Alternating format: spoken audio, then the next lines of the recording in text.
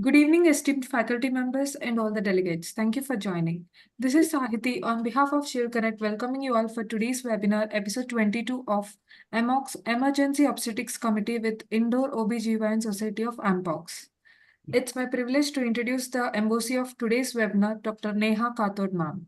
Ma'am is working as a consultant at Women Care Clinic Indore with 10 years of experience in the field, and ma'am has special areas of interest in high risk of pregnancy and vaginal surgeries.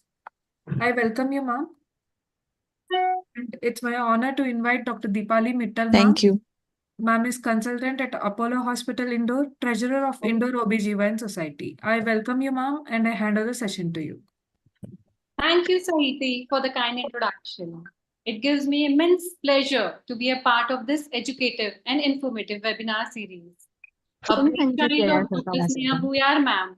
The topics in the series are very thoughtfully chosen to help obstetricians in dealing with high-risk and emergency obstetrics. Oh my God, I would like to invite President of Indore Obstetric and Gynae Society, Dr. Sadhna Mehta, ma'am, for her welcome address. Dr. Sadhna Mehta, ma'am. Hello, good evening. Good evening, everyone. Good evening, Dr. Suchitra. Good evening. I could see Dr. Sneha and all other Ampogs office bearers and all the members from all over, those who are joining today. Actually, today I was somewhat busy with my patients, so I could not see all the names. Deepali, can you just name the guest of honor? I think our own Dr. Asha Bakshi, Brajbala, Dr. Arshna Base, and Dr. Kavita Bapat, and Dr. Kavita Singh, Ampogs President, MP. She has also joined. Hi, Kavita. So I welcome you. It's my great privilege and pleasure to invite you for such an informative topic of emergency obstetrics in Ampogs group, which is organized by Dr. Sneha Buyar today. So I welcome you all, and I invite for Dr. What is her name, Deepali?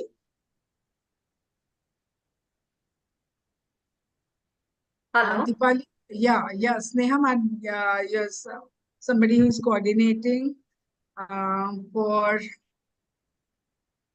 this Ganesh. Sahiti Priya.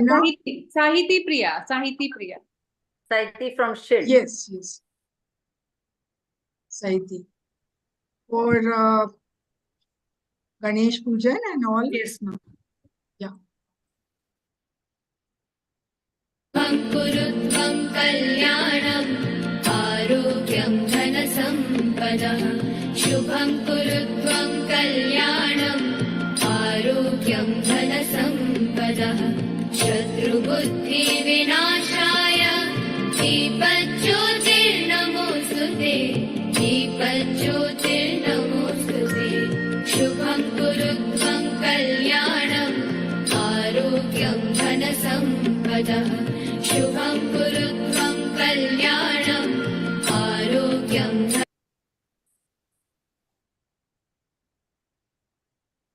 Thank you, Mehta ma'am, for your welcome address.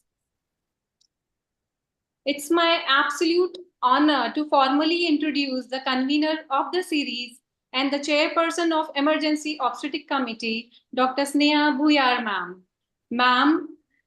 Ma'am is has received International MS Signature Award for Phenomenal Leadership 2020, Asia GCC Award 2021, Dr. S.N. Malhotra Individual National Award for Outstanding Work in Rural Obstetrics, Dr. Duru Shah Distinguished Community Service National Individual Award Champion of Foxy Award for 2 consecutive years, 2020 and 2021, and Dhira Award for 22.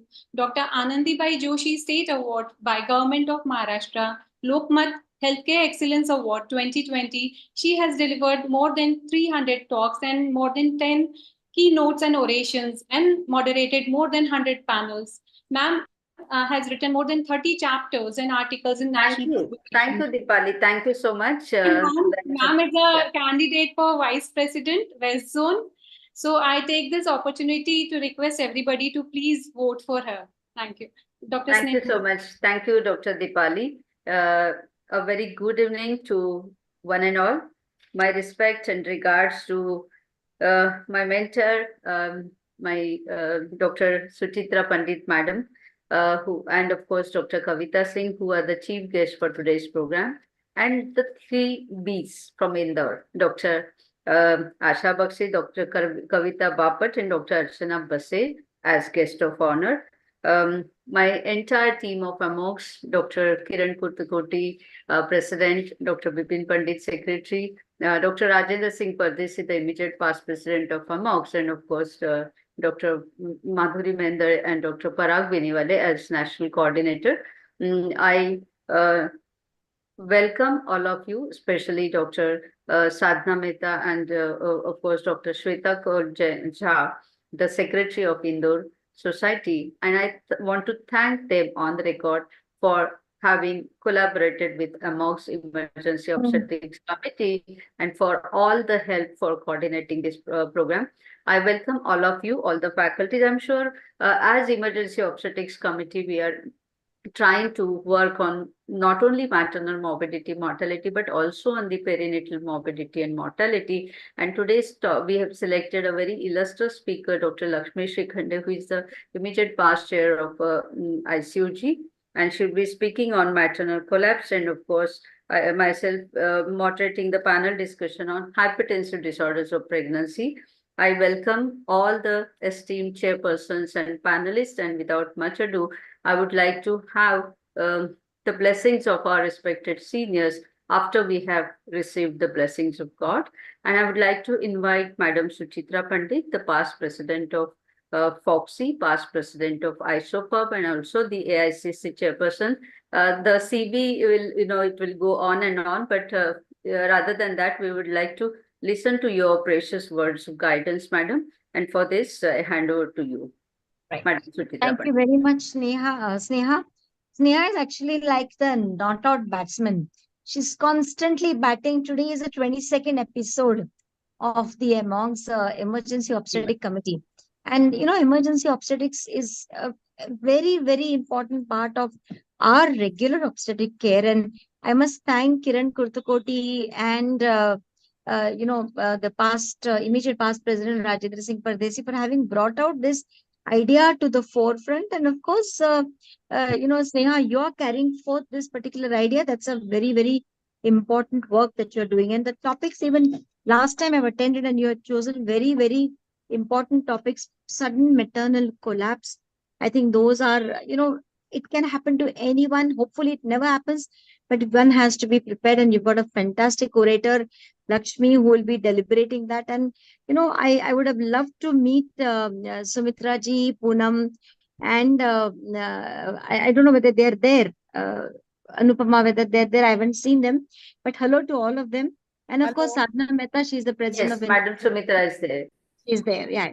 And Sadhna will be talking about the medical management of PPH.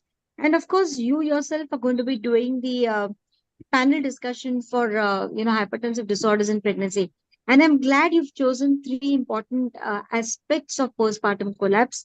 And I'm sure that this time, whenever maybe a couple of months later the elections will start, so I'm going to urge all of you to vote, and please make sure that we support Sneha in a big way, and we make sure that sometimes elections can, you never know which way they go, but this time we have to make sure that she comes off as number one with the flying colors. And Sneha, all the best for all your efforts. A very sincere, dynamic, dedicated person who has been working selflessly for Foxy, and I'm sure not just Foxy, it's for Amogs as well as for her own society. And I'm sure you'll be a great help when you get elected. And of course, hi to Asha. I met her, but I didn't see Kavita and I didn't see Archana. And I didn't see Kavita Singh also. Kavita, congratulations. You're the president of Ampogs. And, nice to see you at least here on the webinar. Thank you very much and wish all of you a wonderful, wonderful webinar. Thank you, Sneha, Thank for you so much. Thank you, Dr. Suchitra. Thank you so much. Hello. Bye. Thank you so much, madam, for all your precious words of guidance, and thank you so much for your words of appreciation. Your blessings mean a lot to me, madam. And with this, I invite Dr. Kavita Singh, madam, who is the president of Ampogs. We are so happy, madam. Even when I was a breast committee chairperson, Madam Jyoti Bindal, we had, organized many programs. And last time, when I was a committee chairperson for medical disorders of pregnancy, I'm sure Dr. Rajendra Singh Pardesi sir is here. We have done more than 100 programs last 2 years. So we are trying to go ahead in, all the aspects of our obstetric emergencies. So definitely it's going to help the audience and the practicing obstetrician as well. So Madam Kavita Singh is the president of Ampogs, professor and head of obstetrics and NSCB Medical College, Jabalpur, and Madam is now the dean of the Gwalior Medical College. So hearty congratulations to you, Madam. So much of vast experience and lots of awards and accolades to you, Madam. And we are eager to listen to your precious words. Over to you, Madam Kavita. Thank you, Dr. Sneha. Thank you for kind introduction. Presently, I'm not in Gwalior. I am in capital of Madhya Pradesh, that is Indira Gandhi Medical College. I've been promoted and given the responsibility as dean. So, and the state responsibility is given by the all the OBGYN friends of my state. It is all actually they all need to be thanked enough for shouldering and sharing the responsibility with me and helping me out. As far as the Ampogs is concerned, it is a state body and we are doing many good activities, and it is so nice to see Dr. Suchitra, Dr. Asha Bakshi, Dr. Braj, Shweta, Dr. Pardesi, Dr. Poonam Mathur, Dr. Anupama, Sumitra and everyone, Dr. Baset, तो सबको मेरा नमस्कार. और emergency obstetrics के लिए क्या बोले Sneha madam, thank you so much. आप बहुत सारा काम कर रहे हैं और एटलीस्ट रिवीजन हो जाता है और बहुत सारा कुछ एक नया हर वेबिनार में कुछ एक नया मिल जाता है. Though we all are into it and we all are almost dealing with all such problems, but when it comes in that moment of time, all such webinars tips help. So I'm sure Lakshmi is going to take you through the presentation. So my best wishes from all my friends from MP societies, that is from Ampogs. Thank you so much for inviting me. Thank you. Thank you so much, madam. Thank you for your words of guidance as well as best wishes. With this, I thank all of you and I hand over the forum to Dr. Shweta to invite our guests of honor for their precious words. Over to you, Dr. Shweta. Shweta is the secretary of Indore Obgyn Society, and of course, she's working in the field of ISAR. All of you know her as a very vibrant personality from Indore. So over to you, Dr. Shweta. Thank you, ma'am. Thank you for your kind words. So today we have our guest of honor, 3 big Bs of Madhya Pradesh and Indore.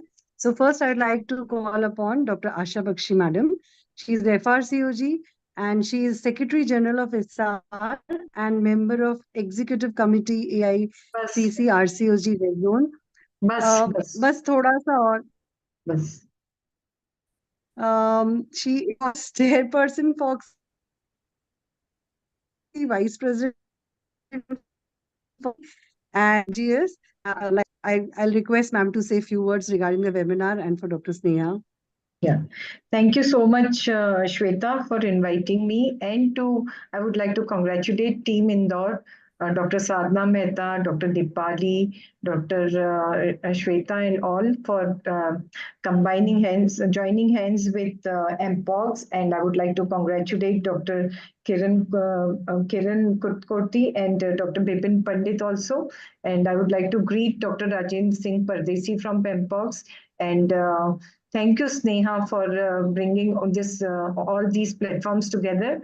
And and so nice to hear to Swar Kokila. I really like Dr. Pandit, Dr. Suchitra Pandit's voice very much. So it's always so pleasant to hear her.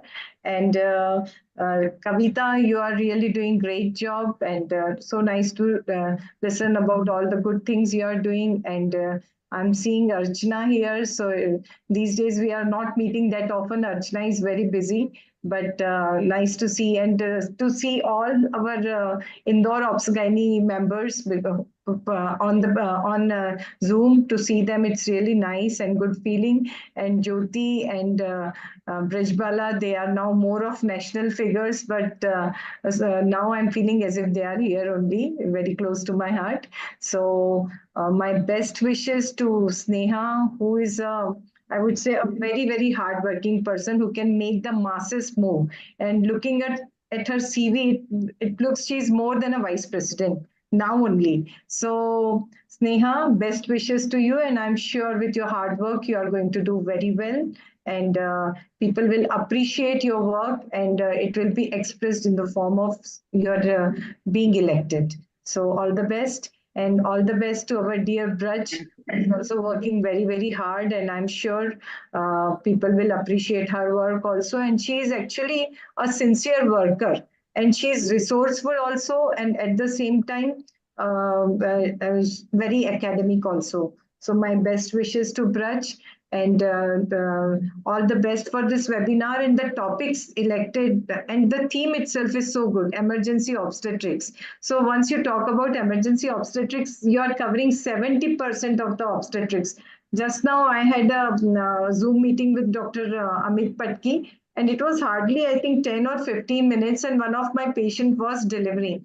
So I said, fine, I'll just, Dr. Sonam was doing it. So I said, fine.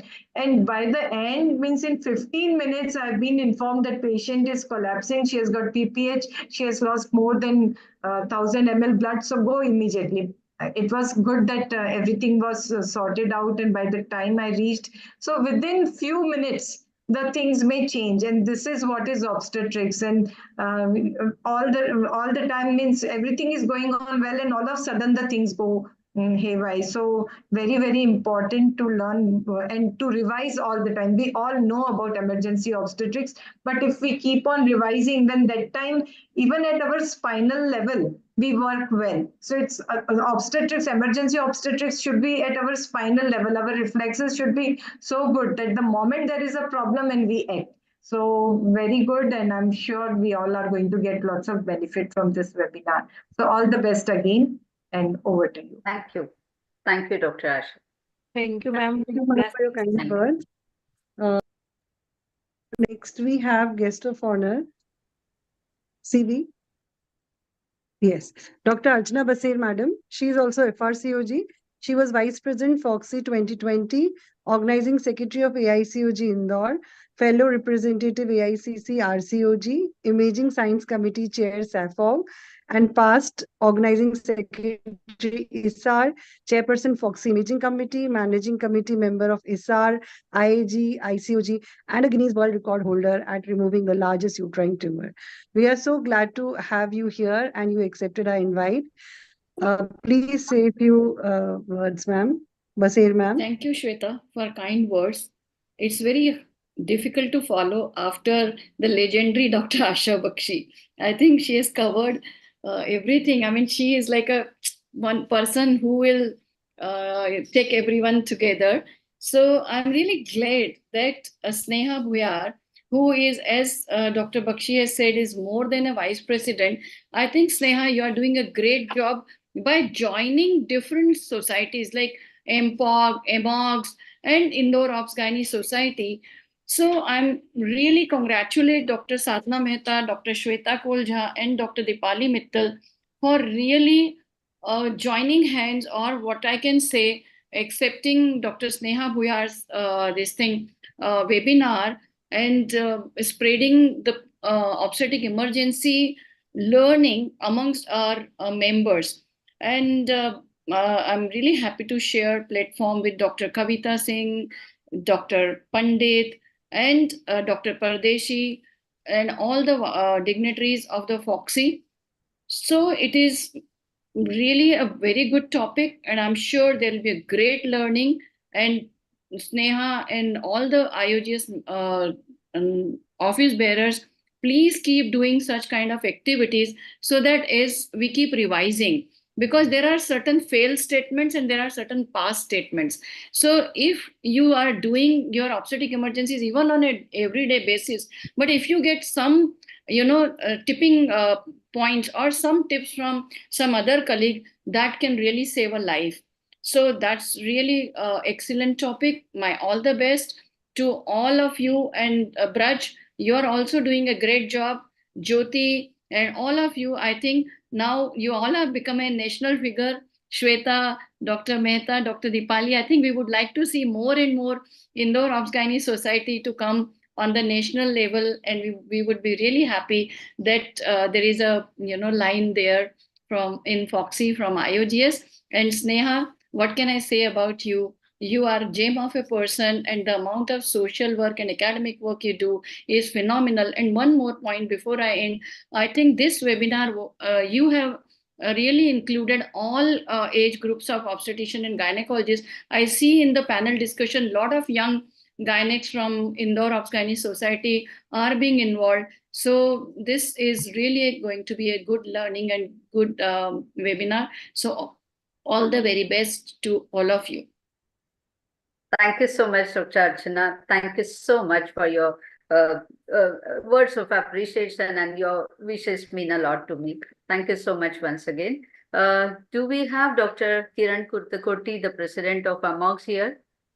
No, By the ma'am. time, yes, by the time Kiran joins, we will have our immediate past president of Amogs, Dr. Rajendra Singh Pardesi, who is a mentor for me in Amogs also. So all of you know sir as Amogs past president, and of course he was a vice president of FOXY and past committee chairperson for Food and Drug Medical Surgical Equipment Committee of FOXY. So over to you, Dr. Rajendra Singh Pardesi, sir, for your blessings and words of guidance. Sir, we can't hear you, sir.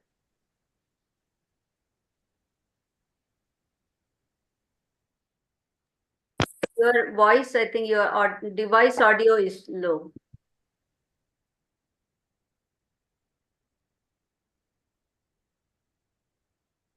No, sir, we can't hear you.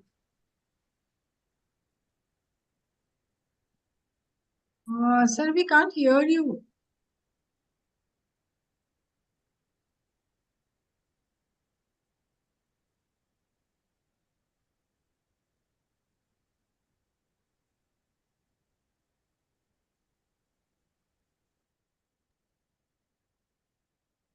You are not audible, sir. Pardesi, sir.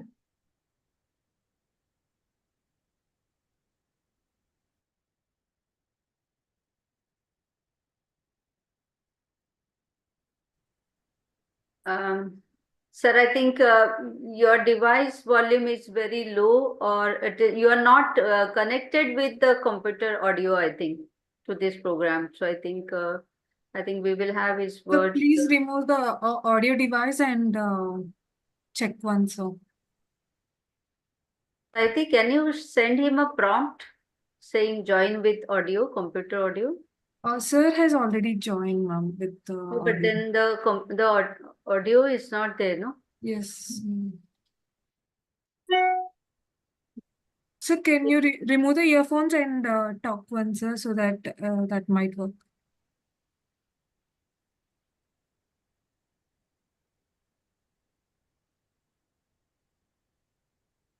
Hello. Yes, Yes. sir. Now we can hear you, sir. Sir, please unmute. Unmute yourself. Unmute. Hello. Am I audible? Yes, yes. Hello. Respected Chief Guest, Dr. Suchitra Pandit Ma'am, our mentor, and Dr. Kavita Singh, President Ampogs, and guest of honors 3Bs, Dr. Asha Bakshi, Dr. Kavita Bapat, Dr. Archana Baser, and our Amogs President, Dr. Kiran Kurtakoti, Dr. Lakshmi Sikande, Dr. Jyoti Banglowala, Dr. Sadhana Mehta. First, I wish to congratulate Dr. Sneha Boyar for organizing this webinar on sudden maternal collapse, PPH and HDP, which are really important in day-to-day practice and useful in reducing maternal mortality rate. This is very important.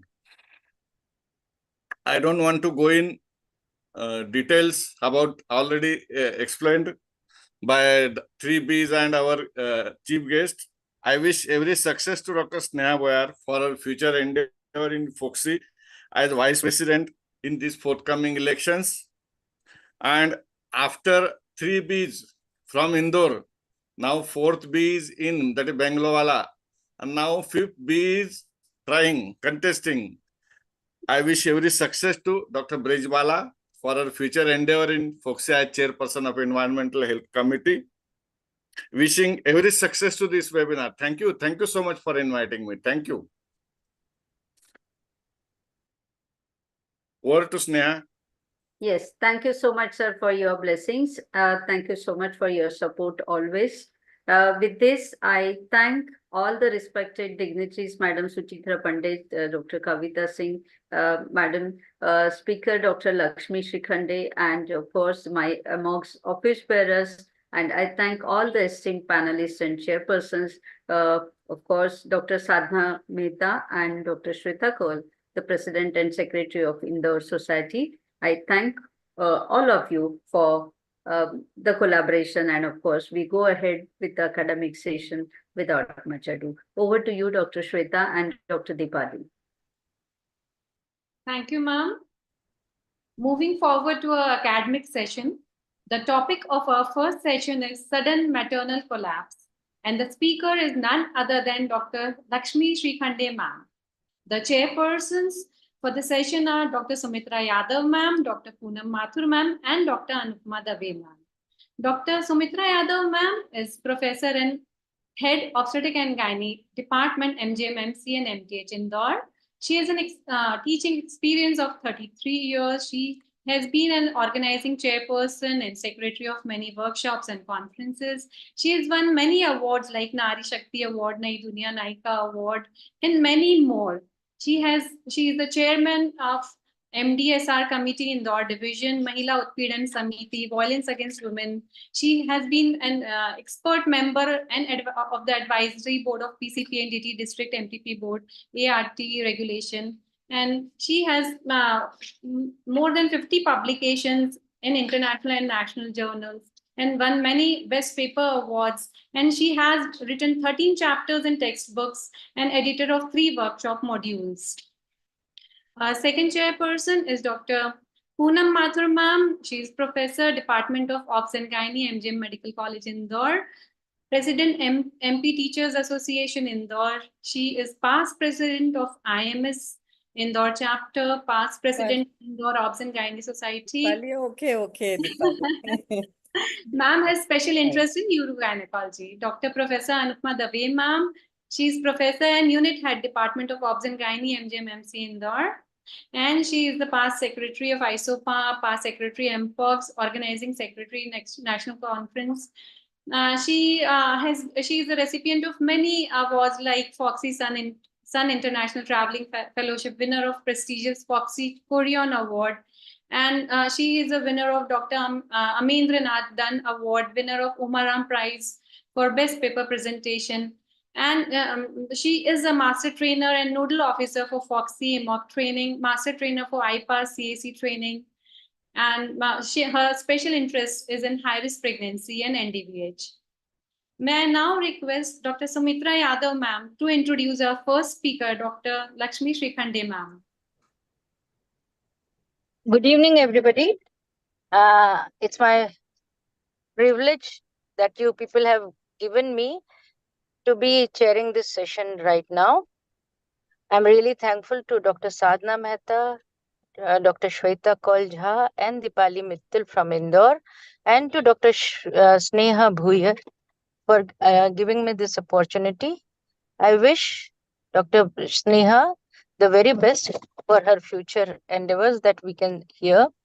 Now, talking about Dr. Lakshmi Srikhande, I have known her for a very, very long time, right from 2006-7, when both of us were in HIV. She's a brilliant lady, and she is an academician. We know that she is the chairperson, Foxy vice president, and all that different things that anybody can read, right from past chairperson of ICOG, that is our academic wing, then national correspondent editor of Journal of Obgyn, where I was. She made me the peer reviewer, the national corresponding secretary of AMWI, president ISOPAP with her chapter, and chairperson IMS, and many more accolades. But what is interesting is that she is the Nagpur Ratan Award, and she received it at the hands of Union Minister Shri Nitin Gadkari ji.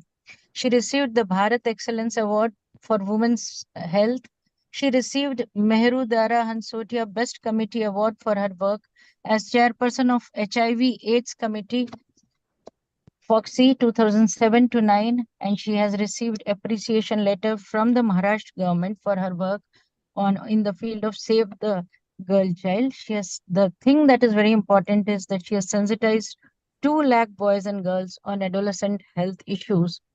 I am very interested and curious to hear what she is going to tell about sudden maternal collapse, because that is something that is very close to my heart, and we at MP definitely would like to hear her inputs. Thank you. I invite you, Dr. Lakshmi Srikhande ma'am, for this topic.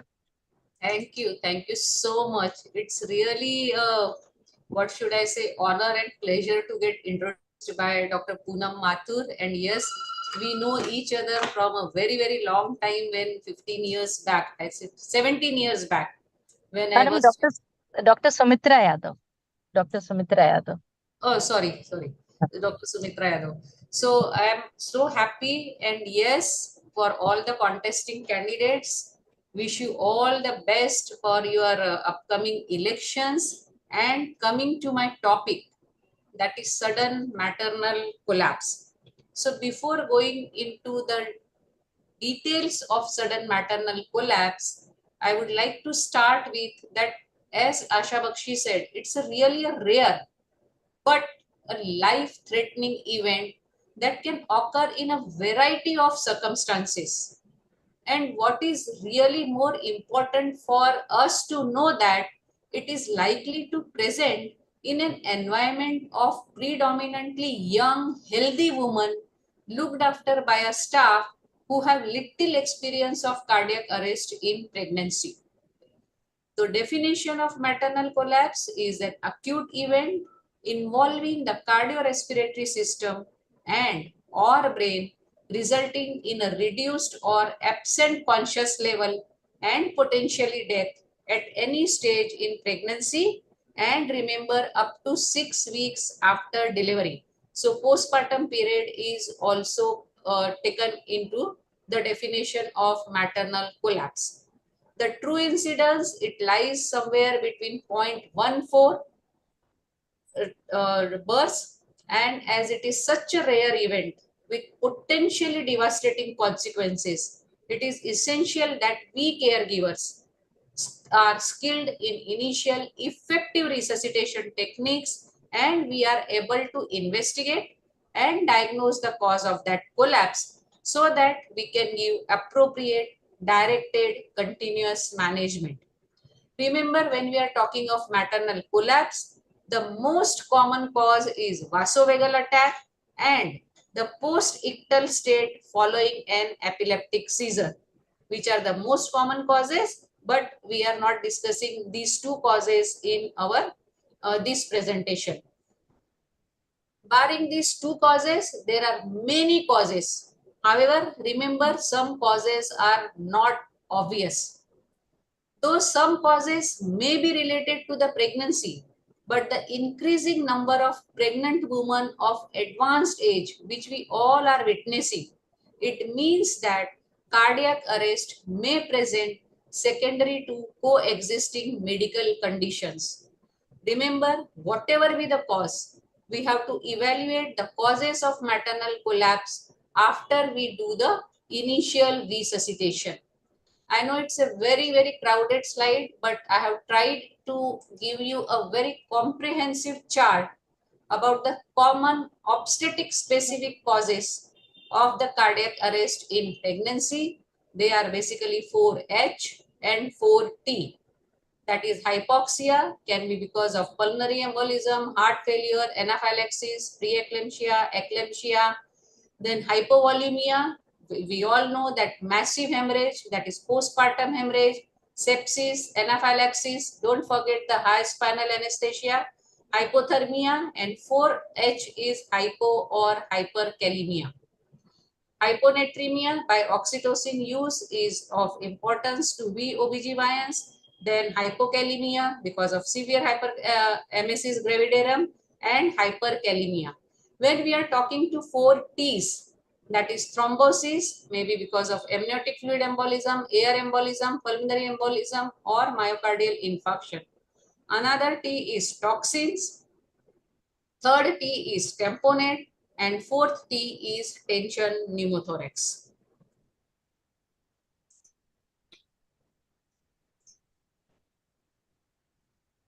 So first, we should know how the resuscitation is different in pregnant woman from a non-pregnant woman. Remember, chest compressions, they are performed in the same way as it is performed in a non-pregnant woman, except that if the pregnant uterus is above the umbilicus, it should be tilted towards the left side with one hand or with both hands by the assisting person. This is done to relieve the aortocaval compression effect of the uterus so as to increase the cardiac output and make the compressions more effective. The 15-degree tilt of the whole patient, which was practiced earlier, is not recommended anymore as it hampers the effective compression.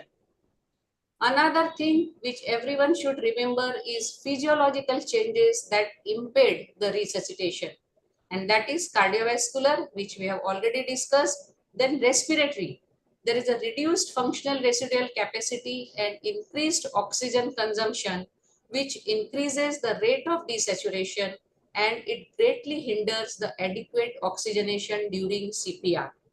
In addition, patients are at increased risk of difficult and failed intubation. Another is gastrointestinal causes, because there is an increased risk of aspiration due to delayed gastric emptying. So again, this is a very crowded slide, but a very, very important slide, that these are the list of anatomical and physiological changes of pregnancy and their implications for healthcare providers who are dealing with maternal collapse. That is, when I am talking in detail about airway, then we should remember that in pregnancy there is a weight gain, enlarged breast, delayed gastric emptying, and therefore the implications are difficult intubation, increased aspiration risk, antacid prophylaxis is necessary. And when we are talking of B, that is breathing, in pregnancy there is increased respiratory rate, there is decrease in functional residual capacity, there is diaphragmatic splinting, increased oxygen demand. So these are the implications when we are resuscitating this patient. Then the C, circulation. In pregnancy, there is increased heart rate or cardiac output, there is peripheral vasodilatation, decrease in systemic vascular resistance, aortocaval compression if the uterus is above the umbilicus, physiological anemia. So all these things, it reflects on our resuscitation measure as well. And remember that pregnancy is a hypercoagulable state. So this should also be kept into mind. Now coming to the actual resuscitation, that is airway. But the first and foremost thing is that you should call for help. Everyone must be having a system in place that in the event of acute emergency, how you can call for help. The airway should be protected as soon as possible by intubation with a cuffed endotracheal tube. This is the RCOG guideline on maternal collapse. Remember, in pregnancy, the airway is more vulnerable because of the increased risk of regurgitation and aspiration. Therefore, intubation should be performed as soon as possible. Because intubation will protect the airway, it will ensure the good oxygen delivery, and it will facilitate more efficient ventilation. During cardiac arrest in the non-pregnant patient, it is acceptable to use a supraglottic device such as the laryngeal mask airway as an alternative to tracheal tube.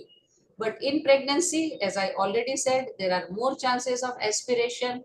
Therefore, intubation with tracheal tube should be the first priority.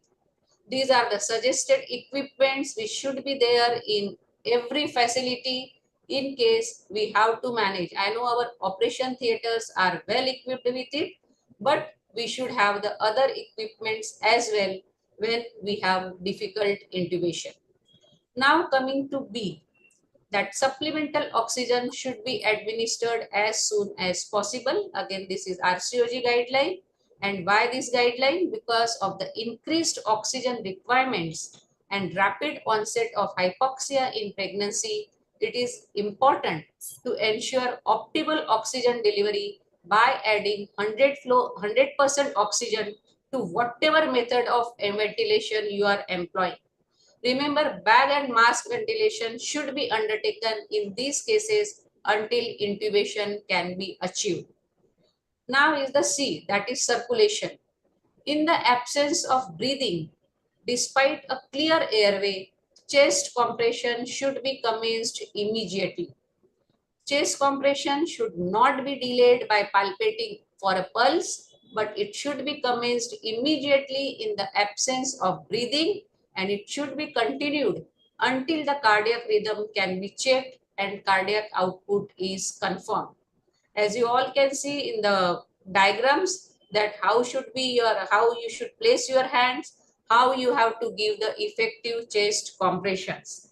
And because chest compressions are not as effective after 20 weeks of gestation, there should be early recourse to delivery of the fetus and placenta if CPR is not effective. Circulation is not only about the chest compression. Circulation is about the volume as well. So 2 wide bore cannula, they should be inserted as soon as possible, and there should be an aggressive approach to the volume. But at the same time, you have to be cautious about the fluid overload as well. This is the algorithm for managing CPR in pregnancy. Your rate of CPR should be 100 to 120 per minute. Compression, how it should be given. Now, if pregnant uterus is more than 20 weeks, I am coming to that perimortem hysterotomy. When you are giving chest compression, you have to push hard, you have to push fast, and you have to push deep. Your depth of chest compression should be 5 to 6 centimeter.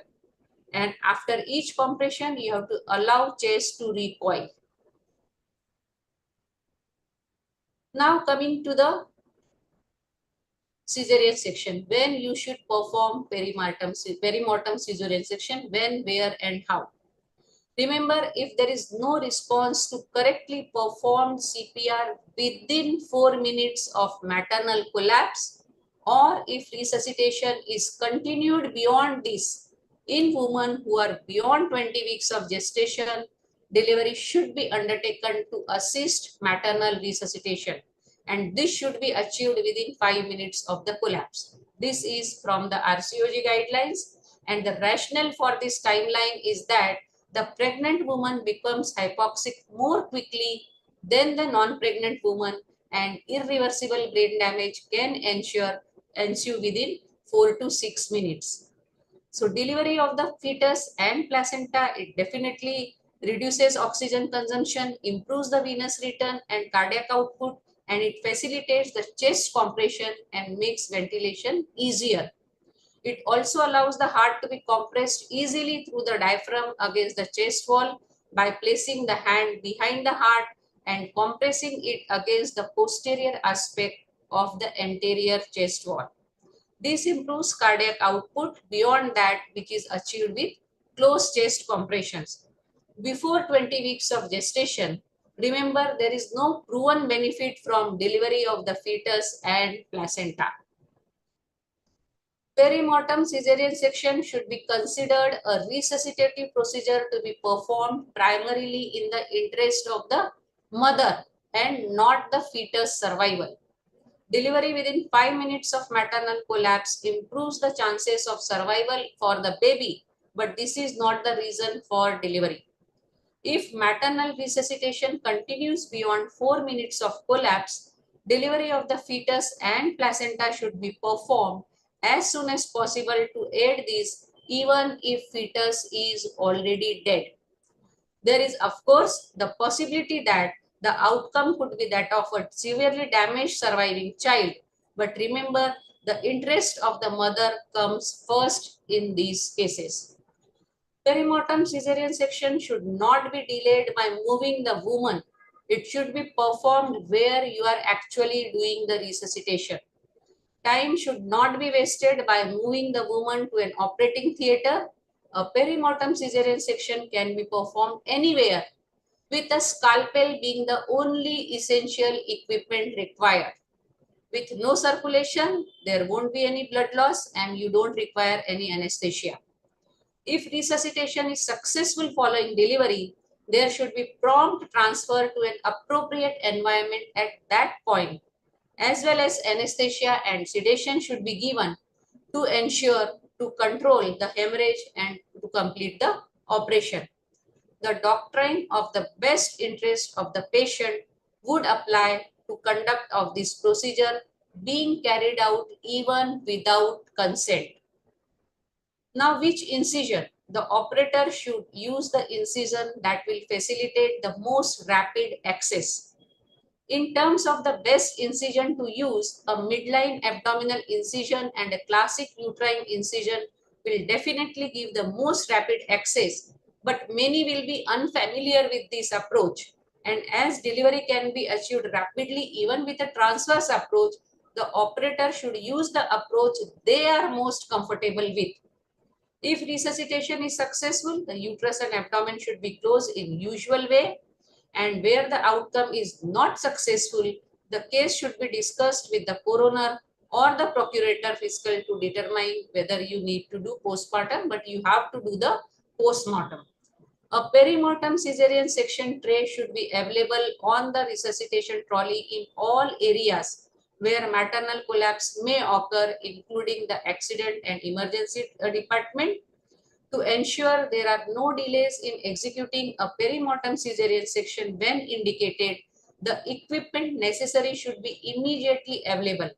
But you require all that is a fixed blade scalpel and 2 clamps for the cord. If clamps are not available, you just manually compress the cord till a clamp is found in case the baby is alive. So this was all about the perimortem caesarean section. Now, in cases of maternal collapse, you can have 4 outcomes. With the most happiest outcome is that mother recovers completely. Second outcome can be that mother dies. In this case, you have to inform the police and you have to insist for postmortem. Third outcome can be mother is brain damaged. And the fourth outcome, which is a nightmare, along with that of maternal collapse, is that family takes legal action against hospital, obstetrician, and anesthetist. So what comes to our protection? That is documentation, documentation, and documentation. Accurate documentation in all cases of maternal collapse, whether or not resuscitation is successful, is very, very essential. Poor documentation remains a problem in all aspects of medicine, and this has a potential medico-legal consequences. You have to, we know that simultaneously note keeping is difficult in a resuscitation situation unless you appoint someone who is just scribbling, and later on that person can write the full notes as soon as possible after the event. So these are the details you have to mention: the patient data, the event data, the observations and interventions, what exactly you did to revive her, the details of your resuscitation, and the outcome of this resuscitation. This all should be documented in great detail. In this scenario, communication with the relatives and family members is very, very important. So you have to delegate the responsibility to one person who is going to communicate with the family and family members when resuscitation is going on. Now, don't forget the debriefing. It is also very, very important in case of an adverse outcome, because this comes under post-traumatic stress disorder, and family and your staff members, they all should be debriefing, debriefing. Now coming to the training, because our staff has to be trained, as I already said, because it occurs in those settings where we are not used to handling cardiac arrest cases. So all the team members who are looking after the maternity care, we have to give them regular training on mannequins. We have to conduct simulation trainings, and we have to train them periodically as far as CPR is concerned, which is the first and foremost thing which should be done in case of any maternal collapse. Later on comes your role as an obstetrician to find out the cause and treat that cause. So all frontline staff, they should know the CPR. But remember, as I have mentioned in my last line, that you just cannot assume that you have given them the training and this will translate into the receipt of training, that they are actually trained. This is the big challenge in our settings. Now, who should be in the resuscitation team? We all know that, of course, in case of a standalone maternity unit, then we all are involved in that team. Basically, it is obstetrician, anesthetist, and our RMOs and all our paramedical staff who belongs to our team. Now, can we really predict the occurrence of maternity score? So I'm just mentioning about this use of early warning score to identify maternal collapse. This score, it involves the staff to measure these physiological parameters, that is respiratory rate, oxygen saturation, temperature, systolic blood pressure, diastolic blood pressure, heart rate, and neurological response. These are the normal values, and these are the yellow alert values, and these are the red alert values. Abnormal parameters, they trigger a color-coded or a weighted score system that guides the frequency of monitoring and urgency of review by the specialist. But there are certain drawbacks. These scoring system, they provide a visual aid of individual physiology. They can predict critical care admission and maternal morbidity, and they have high negative predictive values. A lack of single universal validated MEOS variation in scoring, differing escalation protocols, parameters not recognizing the physiological adaptations across different trimesters of pregnancy, staff shortage, staff training, and the limited useful of this scoring system in those patients with low risk pregnancies are the factors that undermine the confidence in the validity of MEOS for predicting maternal collapse. However, clinicians need to be aware that maternal collapse may occur without warning and with a normal MEOS score as well. Therefore, clinical judgment is very, very important in all the scenarios.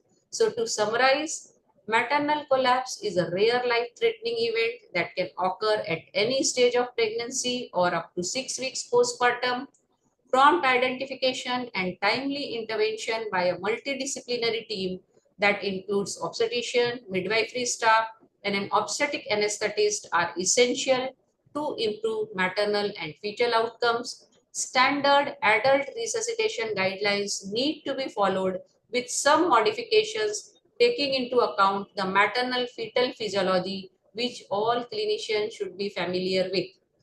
During cardiac arrest, the emphasis is on advanced airway management, manual uterine displacement to relieve aortic cable compression, and performing a resuscitative hysterotomy, that is perimortem cesarean delivery, swiftly in patients who are more than 20 weeks pregnant to improve the patient survival. Annual multidisciplinary simulation training is recommended for all professionals who are involved in maternity care. This can improve the teamwork, communication, and emergency preparedness during maternal collapse. And to just revise the key resuscitative principles, remember, displace manually the uterus, then back mask ventilation with 100% oxygen, chest compression.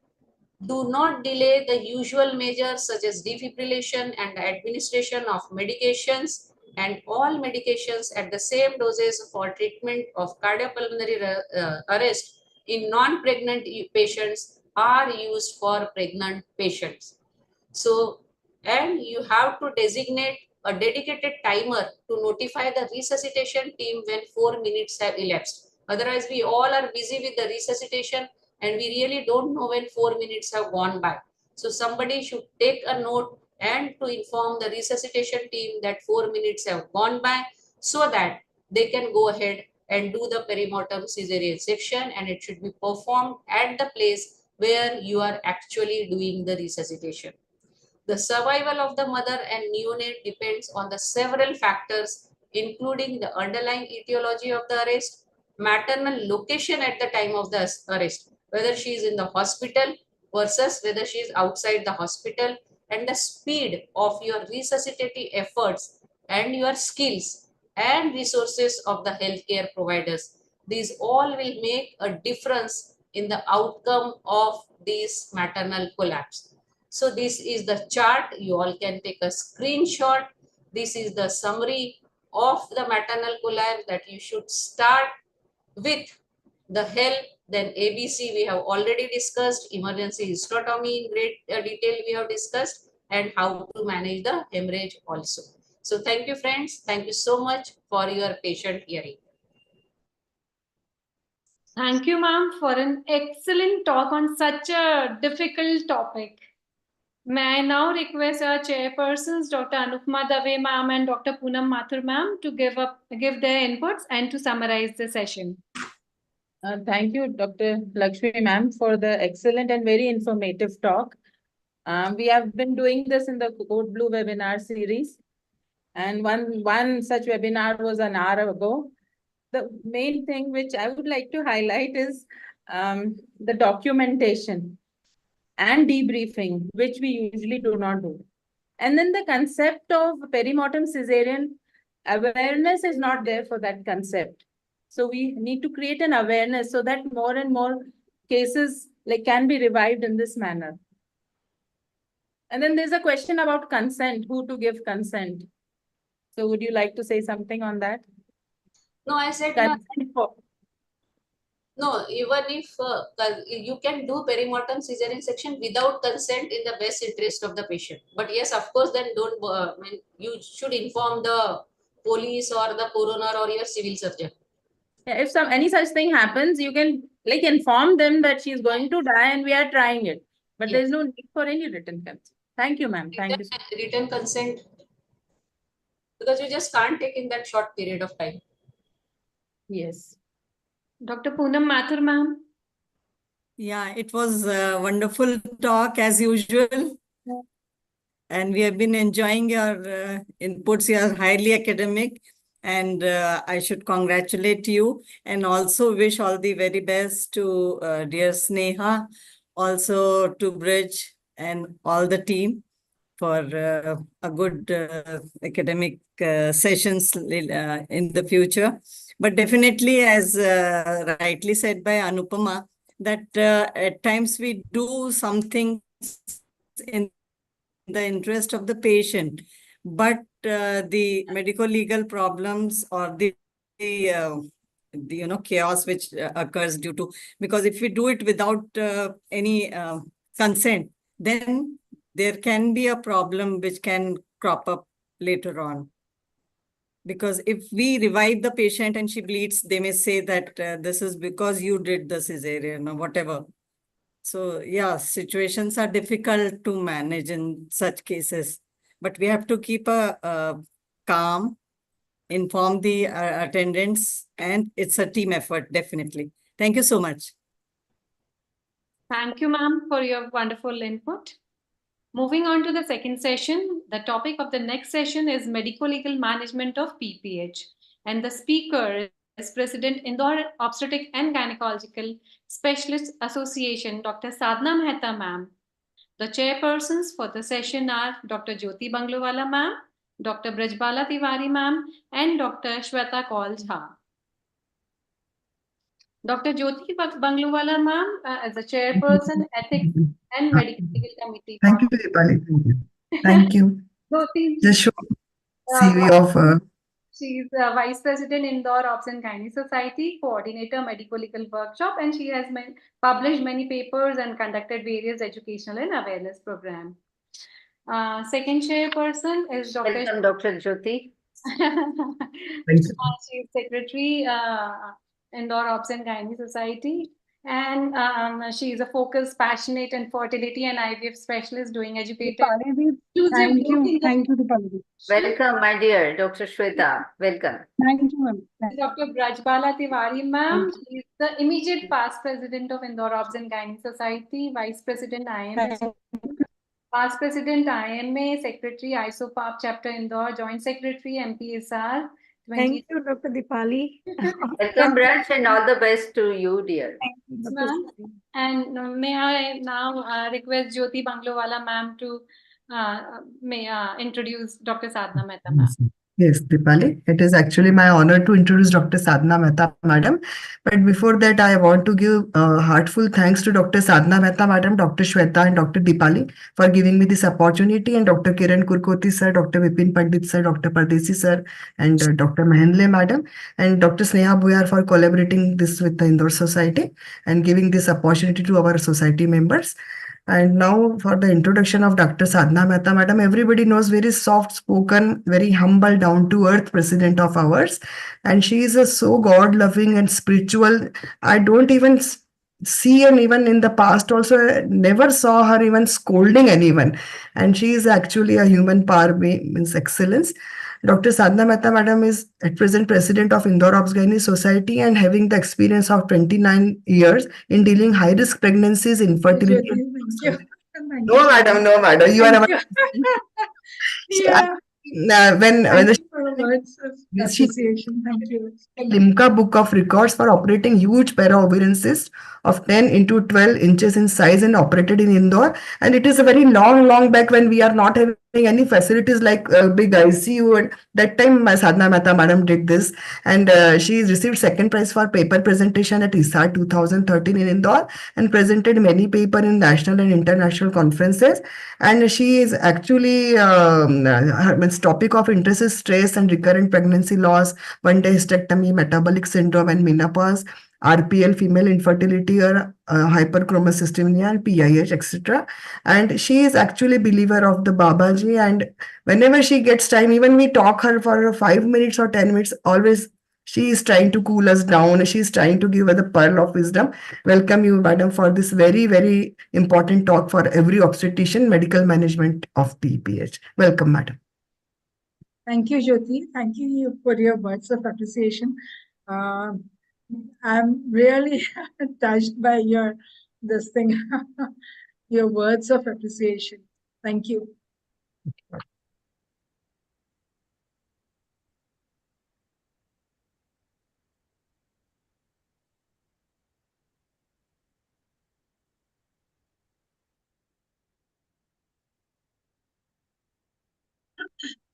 So today, my topic of presentation is PPH.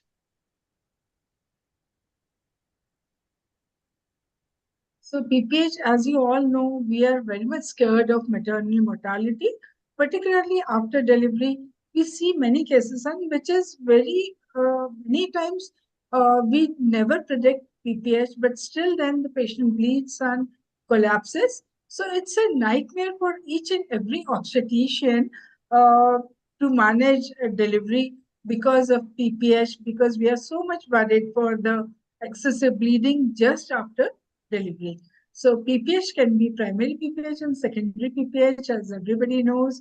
Primary PPH is a hemorrhage within 24 hours of delivery, and secondary PPH is hemorrhage after 24 hours of to 12 weeks of delivery. Then the risk factors for PPH, what I feel in my practice is patients who are coming from poor socioeconomic background, those who are anemic, having hyperproteinemia, they are having multiple deliveries, one after another, and they're multi. And thirdly, in many cases, we see previous cesarean. The patient who is trying to deliver normally, in a case of previous cesarean, the patient don't come to hospital, they'll stay at home. They want to have a normal delivery after a cesarean. So sometimes there is because of scar rupture or whatever, placenta previa, or if they had a previous history of postpartum hemorrhage, previous uterine surgeries, if anticoagulation therapy is going on, or if there is a patient with thrombocytopenia, which is very commonly seen by us people, and many times it is because of the multiparity, grand multiparity, more than 4 deliveries, and twin pregnancies. So all such conditions are very important in causing PPH. The more chances of PPH in such cases. Then there can be intrapartum causes. Intrapartum causes like when the labor is prolonged and there is incoordinate uterine action, hypertonic action, or hypertonic uterine action, or prolonged rupture of membranes, PPROM, or there is chorioamnitis. Many times we don't find fever, but still then if the patient is having premature rupture of membranes and such cases, they have prolonged labor, then they are liable to get PPH, and placental abruption. Placenta previa is a very well-known cause for PPH.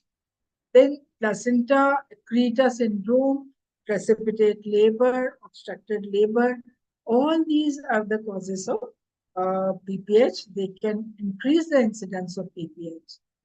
Then postpartum causes, if there is genital tract trauma, if the patient is bleeding, you should immediately explore the genital tract. There can be retained placenta, there can be injury, lateral tear of the vagina, there can be uterine inversion, uterine rupture, or there can be puerperal sepsis. This is also one of the important causes. Then fetal issues, there can be large for gestational age fetus, fetal macrosomia, then placental issues can be placenta previa, placental abruption, placenta accreta, or there can be AV malformation, or rarely it could be because of chorioangioma. So all these things are very important. We should check everything properly, see from where the patient is bleeding, all the things you have to immediately manage. The etiology of port is the bleeding in primary PPH can be because of POTs, like it could be because of tone, means atonic uterus, which is the commonest cause of PPH, or there can be trauma. That means the lacerations, hematomas, inversion of uterus, rupture of uterus, which is not very common, but still we should keep this thing also in our mind. Then the retained tissue, placental tissues which are remaining, or because of thrombin like coagulopathies, which in some of the patients can be seen like in sickle cell disease, or if the patient is suffering from thalassemia or any other thrombocytopenia sort of abnormality. Then if the patient, while the patient is bleeding, patient is having PPH, you have to check whether the uterus is flabby or it is contracted with the contracted uterus with bleeding. then you have to search for trauma in the lower genital tract. There could be trauma like the tear which is extending up to the broad ligament also. This is also possible. Then there can be piece of placenta which is remaining inside, or maybe undelivered placenta, partial expulsion of placental tissue, or incomplete placenta which has come out and some of the part is remaining inside. So this could be because of retained placenta, or when the uterus is contracted with absence of trauma and retained placental tissue, all the things are normal. The placenta has come out completely, the uterus is well contracted, and there's no trauma, there's no tear in the vaginal walls or anywhere. Then this could be because of DIC or because of coagulopathy. So what is most important in our country is everybody should practice, and everybody, our staff, all the sisters, all the nurses who are attending the delivery patients, they should be taught how to do active management of third stage of labor, which is very important in control of hemorrhage just after delivery. So all the 3 steps of active management of third step should be done immediately by the staff. The most important is administration of nutrotonics just after delivery of the baby, delayed cord clamping and controlled cord traction. It should be done maybe after 3 minutes of delivery and should be tried. And nutrotonics, you can give 5 units of oxytocin intramuscular, or maybe 10 units you can give in 1 liter of normal saline or ringer can be given immediately after delivery, and it should be continued at least for 6 hours. So the investigation, supposing a patient is bleeding, then immediately you have to call for help. You should do immediate all the investigations, should search for the cause of PPH, like whether it is uterus is flabby or it is well contracted, and immediately you should call for help, and you should send the sample of blood for cross-matching and arranging packed cells and whatever is required. And all the investigations like complete blood count, bleeding and clotting time nowadays we are not doing. We are sending the sample for platelet count, PT, APTT, and serum fibrinogen levels if it is the patient is bleeding and the cause of atony has been ruled out. D-dimers can also be increased in such cases, so that can also be done. Then serum electrolytes may or may not be altered. It may be altered if the patient is bleeding excessively. Then you can go ahead with the LFT, RFT, then serum lactate. If it is raised, then there should be suspicion of sepsis, because patient can have infection before delivery and she is landing up into a sepsis, and in that condition, lactate level would be raised. Then you can also go ahead with serum calcium, magnesium, potassium. This can be low in hemorrhage. Then sonography is very important so as to check for retained placenta, adherent placenta, inversion, or rupture of uterus. If the patient is having intraperitoneal hemorrhage and the patient had previous cesarean, then this would indicate you the presence of ruptured uterus. Then thromboelastogram, wherever available, should be done. Arterial blood gas analysis and its interpretation and frequency of interpretation investigation is according to the condition of the patient. If the patient is serious, then it has to be repeated frequently. So in all cases of PPH, you should call for help, perform bimanual uterine massage, and institute labor unit hemorrhage protocol, use 2 large bore intravenous needles, provide oxygen by mask, airway, breathing, circulation, and maintenance of blood pressure. All these things should be done. There should be a perfect team to manage the patient, and you should monitor her blood pressure, pulse, urine output, and always catheterize such a patient because you need to check for the urine output also, and consider laboratory testing such as type and cross match, and complete blood count should be done. So the 0-hour checklist in such cases is once a woman has been assessed to have PPH, call for an emergency response team for help. Initial resuscitation, that means airway, breathing, circulation, which has been nicely explained by Dr. Lakshmi Srikhande just now. She has explained each and every step nicely. IV access with 2 wide-bore cannulas, then blood sample for investigation should be collected, and adequate blood and blood products should be arranged. Catheterization is mandatory in all such cases.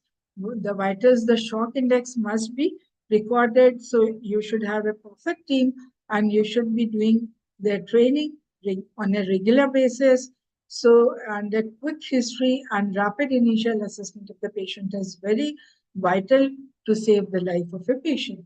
What was the problem before? So the clinical signs and symptoms, we have to check the shock index.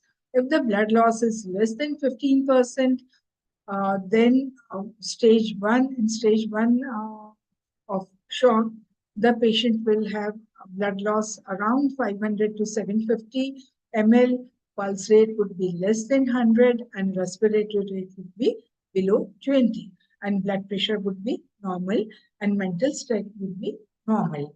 Patient may be anxious, but still then she would be able to reply you properly.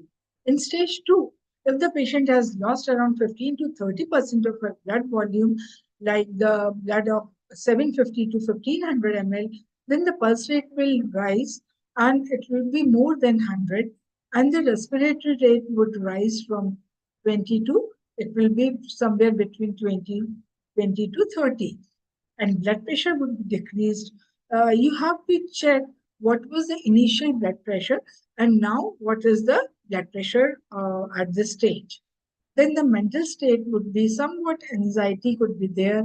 In stage 3 and stage 4, this is the serious condition where the patient can collapse and you may not be able to recover her. So you have to check each and every step. How much is the blood loss? You can check for the pads, or you can have calibrated this thing for monitoring of blood loss. In stage 3, the blood loss would be around 1500 to 2000 ml, and the pulse rate would be more than 120, and respiratory rate would be between 30 to 40. And blood pressure is very much decreased, and patient will have confusion, lethargy, and patient is not in a state to reply you properly.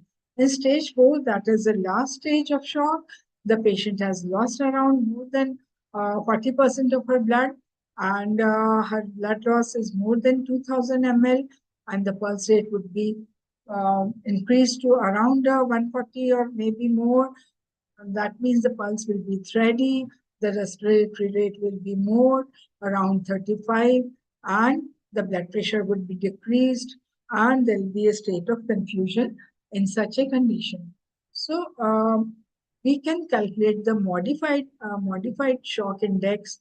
It is a bedside assessment defined as heart rate to mean blood pressure with a normal range of 0.5 to 0.7 in healthy adults.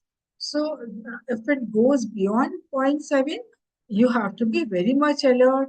There is no shock if the modified shock index is less than 0.6 and the mortality rate is low, and there you can manage, and this is a reversible condition. In moderate shock, it will be the shock index will be between 1 to 1.4. This is a serious condition, and in severe shock, it would be more than 1.4.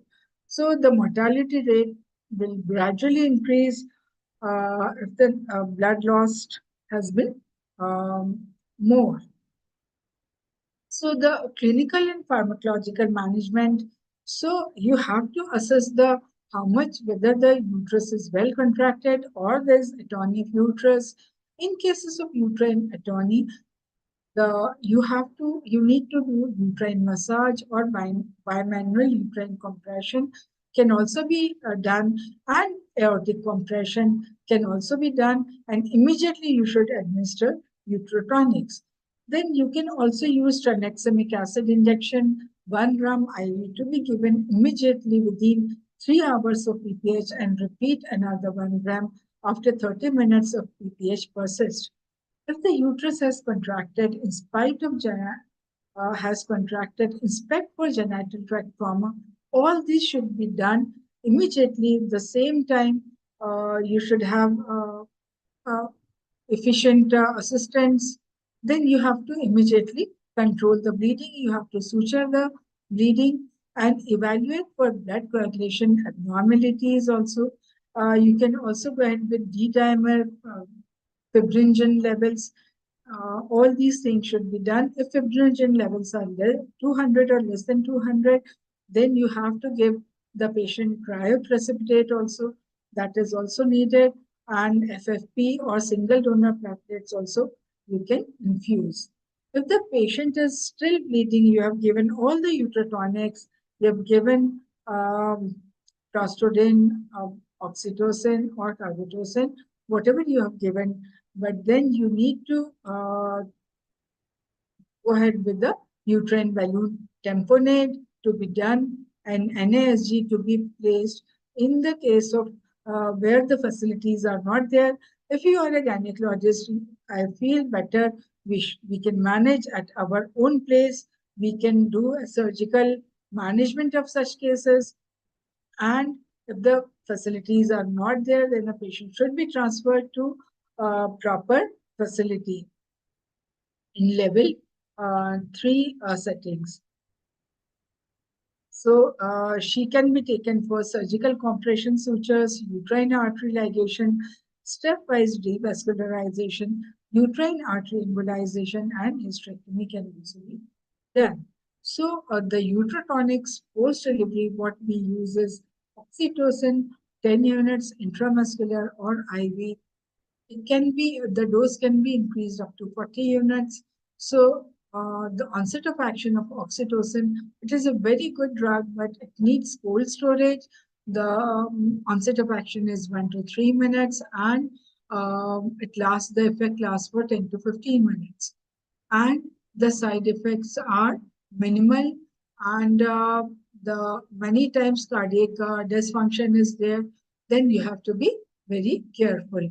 Methyl ergometrin can also be used, 0.2 milligram IV or intramuscular, and can be repeated. The onset of action is from 2 to 7 minutes, and it lasts for 2 to 4 hours. This is also a good drug, but should be avoided in cases of AIH. The side effects are nausea, vomiting, headache, and hypertension. So cardiac disease patients also we should avoid methyl ergometrin. Then prostaglandin F2 alpha is a very good drug in control of hemorrhage. We can give 250 micrograms intramuscularly start, and the action starts within 1 to 2 minutes, and it lasts for 15 to 20 minutes. But there are side effects related to this, like vomiting, diarrhea, and bronchospasms. Supposing a patient is suffering from bronchial asthma or some other problems, then you should avoid this drug. Then misoprostol at periphery, now government has started supplying this misoprostol to patients also at the time of delivery. If they are not getting the help, they should keep this drug, and 800 to 1000 microgram can be given rectally, or 600 to 800 microgram can be given orally or sublingually.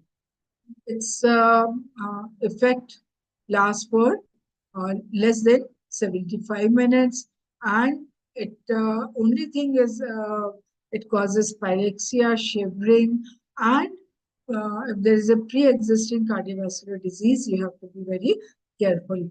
Then carbetocin is a new drug, which is a heat-stable oxytocin, and 100 microgram intramuscular IV gives very good result. It has also been tried in active management of third stage of labor, It's rapid onset of action within 2 minutes, and both IV and intramuscular administration gives very good results, long half-life, and it is it helps in controlling atonic PPH. So it is a very good drug to control PPH. So if there is severe postpartum hemorrhage, then you have to transfuse pack cells, platelets, clotting factors like the cryoprecipitate using massive transfusion protocol or emergency release protocol. Like we can give 4:2:1 ratio, in the ratio of 4:2:1. 4 is pack cells, then 2 is FFP, and 1 is cryoprecipitate, depending on the condition of the patient. You need to consult an anesthetist, you need to consult a surgeon and an intensivist. If the patient is bleeding excessively, you should call an intensivist, and the patient should be cared in ICU, and the support of blood pressure with vasopressor should be given. Steroid should be given, balloon tamponade. If the patient is bleeding, in spite of giving all the medicines, then vessel embolization or ligation or internal iliac artery ligation can also be done. Compression sutures, and if there is no, still the patient is not recovering and patient is a multi, then you can go ahead with hysterectomy also. The recent advances are there of using vacuum suction cannula, that is Paniker's cannula, and transvaginal uterine artery clamps, that is by VP Pelly, can also be used. So you have to keep each and every drug and all the stuff ready for management of PPH. You should be always alert in maintaining all the things ready with you in the labor room. So this is the picture of bimanual compression, uterine balloon tamponade, uterine artery embolization, where the facilities are there. So this can be done. Thank you all for your patient listening. And only thing is, you need to, one thing you have to remember, that PT should be less than 1.5, and APTT should also be less than 1.5, and fibrinogen should be more than 2 grams per liter. And aftercare, after the patient has suffered PPH, about a PPH, then you have to monitor for ongoing blood loss, preferably quantitative measurements and vital signs, and assess for the signs of anemia, fatigue, shortness of breath, chest pain, lactation problems. So all the things you need to keep a watch on the patient, whether the patient is going into sepsis, and in all such cases of delivery, we should give prophylactic antibiotics also. Hemostatics like tranexamic acid is very good in control of hemorrhage, and all uterotonics can also be given. This is a non-pneumatic shock garments, NASG, and aortic compression can also be given in all such cases. Thank you all for patient listening. Thank you, Sneha Madam, and all the best to Sneha Madam for your endeavor. We all wish you have it. You win in the elections. We are all supportive. We'll be supporting you wholeheartedly from our society, from all our members. So thank you once again, Sneha Madam, for joining Ampogs and all your society, and Dr. Suchitra Pandit Madam. Very sweet and very nice lady, very nice, very nice. I've seen few people like her, very nice by heart. Thank you so much, madam. Thank you so much for everything, I would say. Thank you so much. And that was an excellent presentation from your side. Over to you, chairpersons, for your comments. Thank you, Sadhna Madam. It was excellent talk. You covered everything from screening, diagnosis, MTSL, importance of team, in utero shifting of the patient. So it was elaborative talk. You covered as usual everything, and you put all your heart and soul whenever you are giving any presentation. You work so hard for Thank any you. presentation. Thank you so much, and thanks, Dr. Sneha, and best wishes. And thanks to Ampogs, Amogs, and Baser Madam, Bakshi Madam for all the best wishes. Thank you so much for making me part of this. Rajbala, all the best to you also for your elections. Thank you, We are ma'am. all, we all will be like in your support only, standing here only in your support. Thank you so much, ma'am. Thank you so much. Thank you, ma'am. Thank you, Sadhna ma'am, for a very elaborative talk. And as Brijbala ma'am said, you have covered all the points. And I agree with madam that you put your heart and soul into everything. And for each and everything you prepare so well, and you present it also excellently well. So I am lucky to be associated with you for this tenure. Thank you once again. And thank you, Sneha ma'am, for all the pains you took to collaborate. And Dr. Dipali, I'm thanking right now only. She helped me with coordinating everything because we were held up in multiple places. Thank you, Sneha ma'am, Amogs, Ampogs, and all the very best, Sneha ma'am. I think so all of us know that you're going to win, but still best of luck from our side. Thank you, sir. I'm going to win but because of your best wishes and all your blessings. Thank you so much, my dear. Thank you. Thank you very much, madam. Thank you. Shweta, thank you. Thank you, Sadhna ma'am and the Sadhna chairperson. madam, thank you. It's very nice talk, actually. Moving on to the last session and last and very important session for the day. And it is the panel discussion on hypertensive disorders in pregnancy. Moderator for the panel is Dynamic Sneha Bhuar ma'am. And may I now request my co-moderator, Dr. Neha Khator, to introduce the panelists. Okay, thank you, ma'am. Good evening, everyone. Now we are moving on to the next session, that is panel discussion on hypertensive disorders in pregnancy. Can you all hear me? Yes, definitely. I think may we request Madam Sadhna Mehta to stop sharing so that she can display the CVs of the panelists. Yes.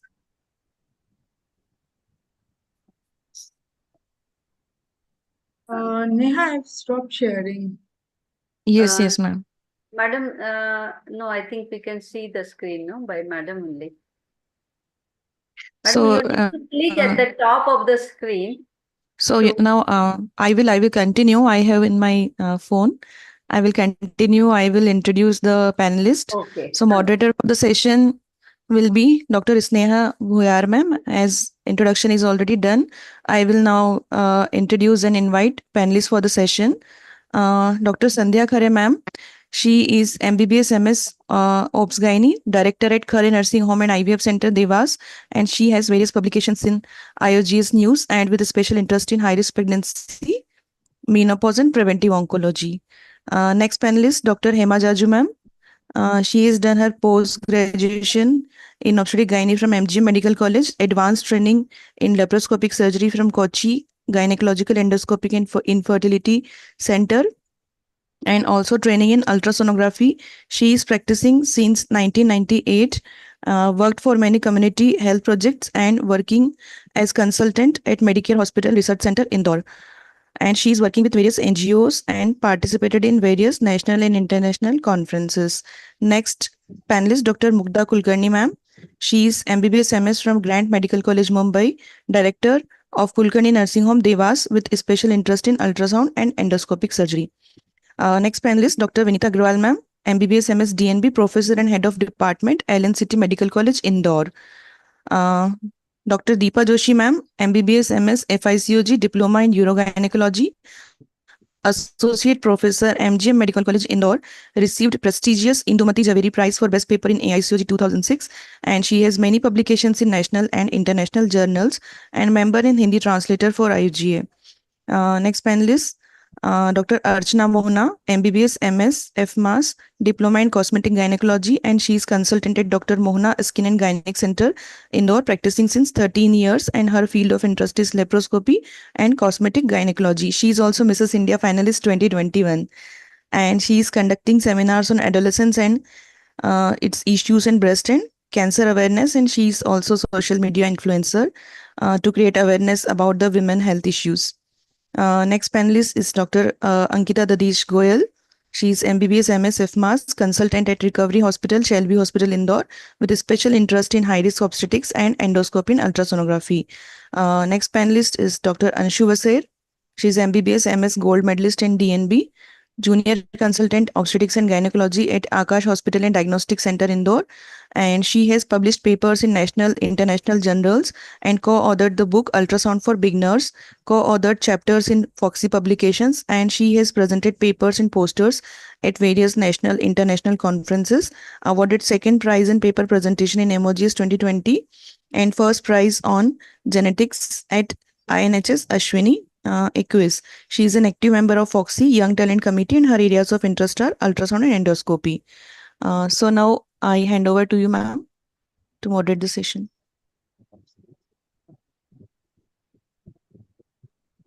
So a very good evening to all of you, and I welcome all my panelists first for the panel discussion. Good evening. Good evening, ma'am. Good evening, ma'am. Good evening, everyone.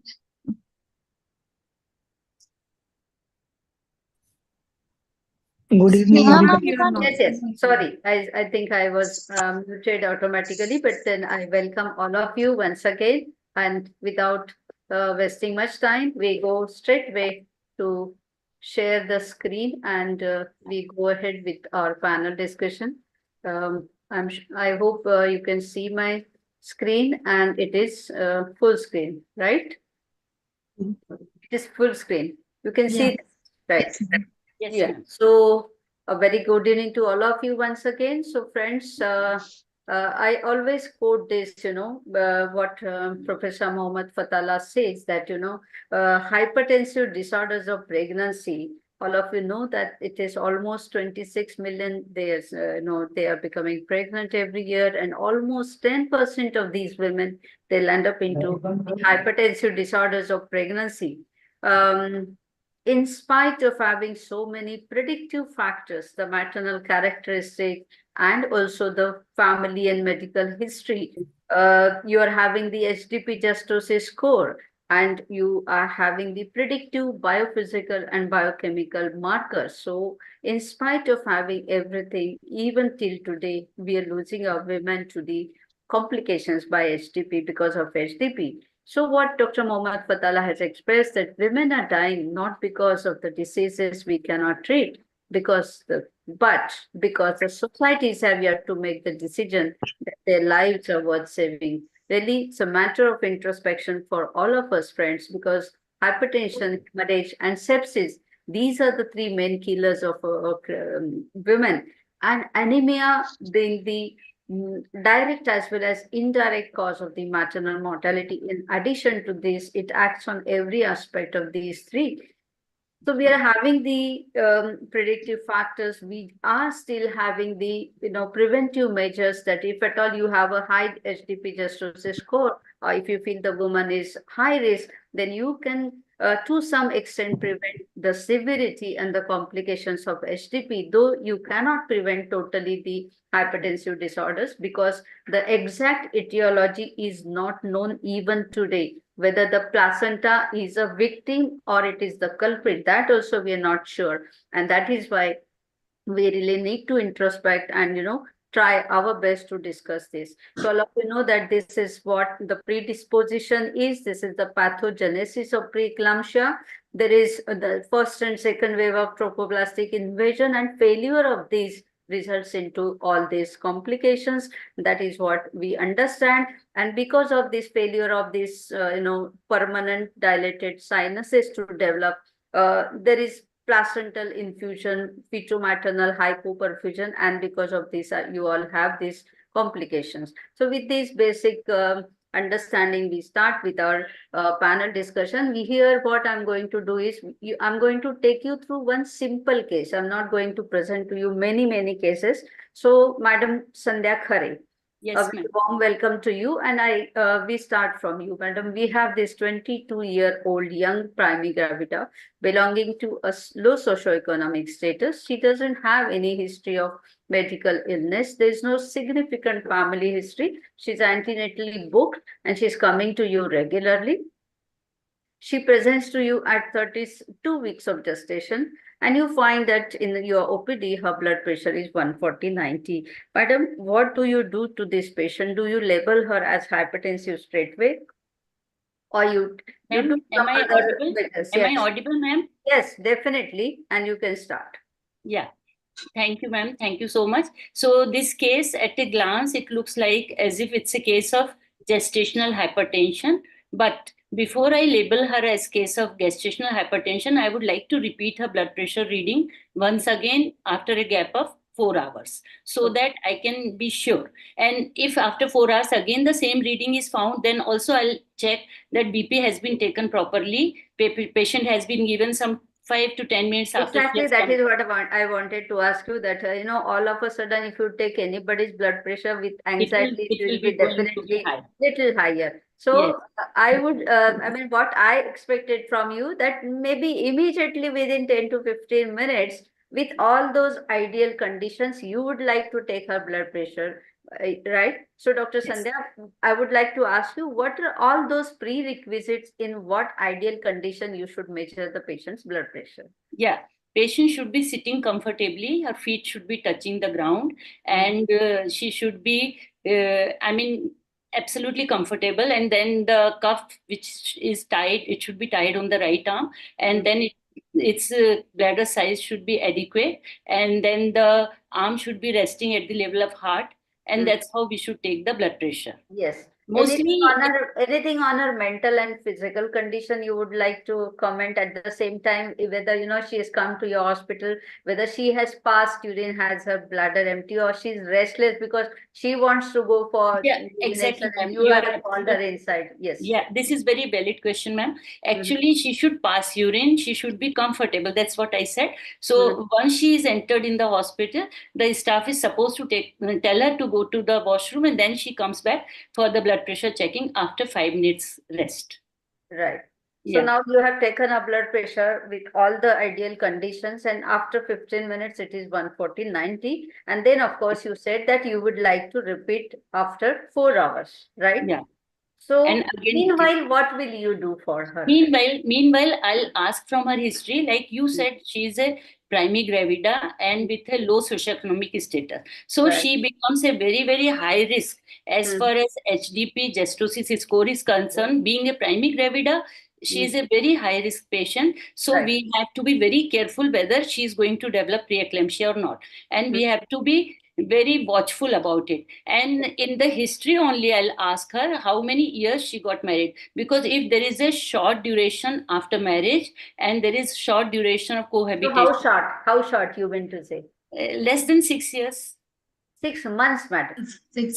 I'm sorry, 6 months. Less than 6 months. So it is called as a short period of inhabitation. Yeah, sperm exposure. Yes. So it is called a short period of inhabitation. That means there is some immunological mechanism that the body gets sensitized to this sperm, the antigen on the sperm, and that is why, as long as it gets neutralized to this sperm antigen, if at all she develops, she goes pregnant or she becomes pregnant, then during that period, she is more likely to undergo that continuation of the immunologic process, which can result into hypertensive disorders. So very rightly, you have answered everything. So now that you have labeled her as hypertensive, how will you manage? Yes. Yeah.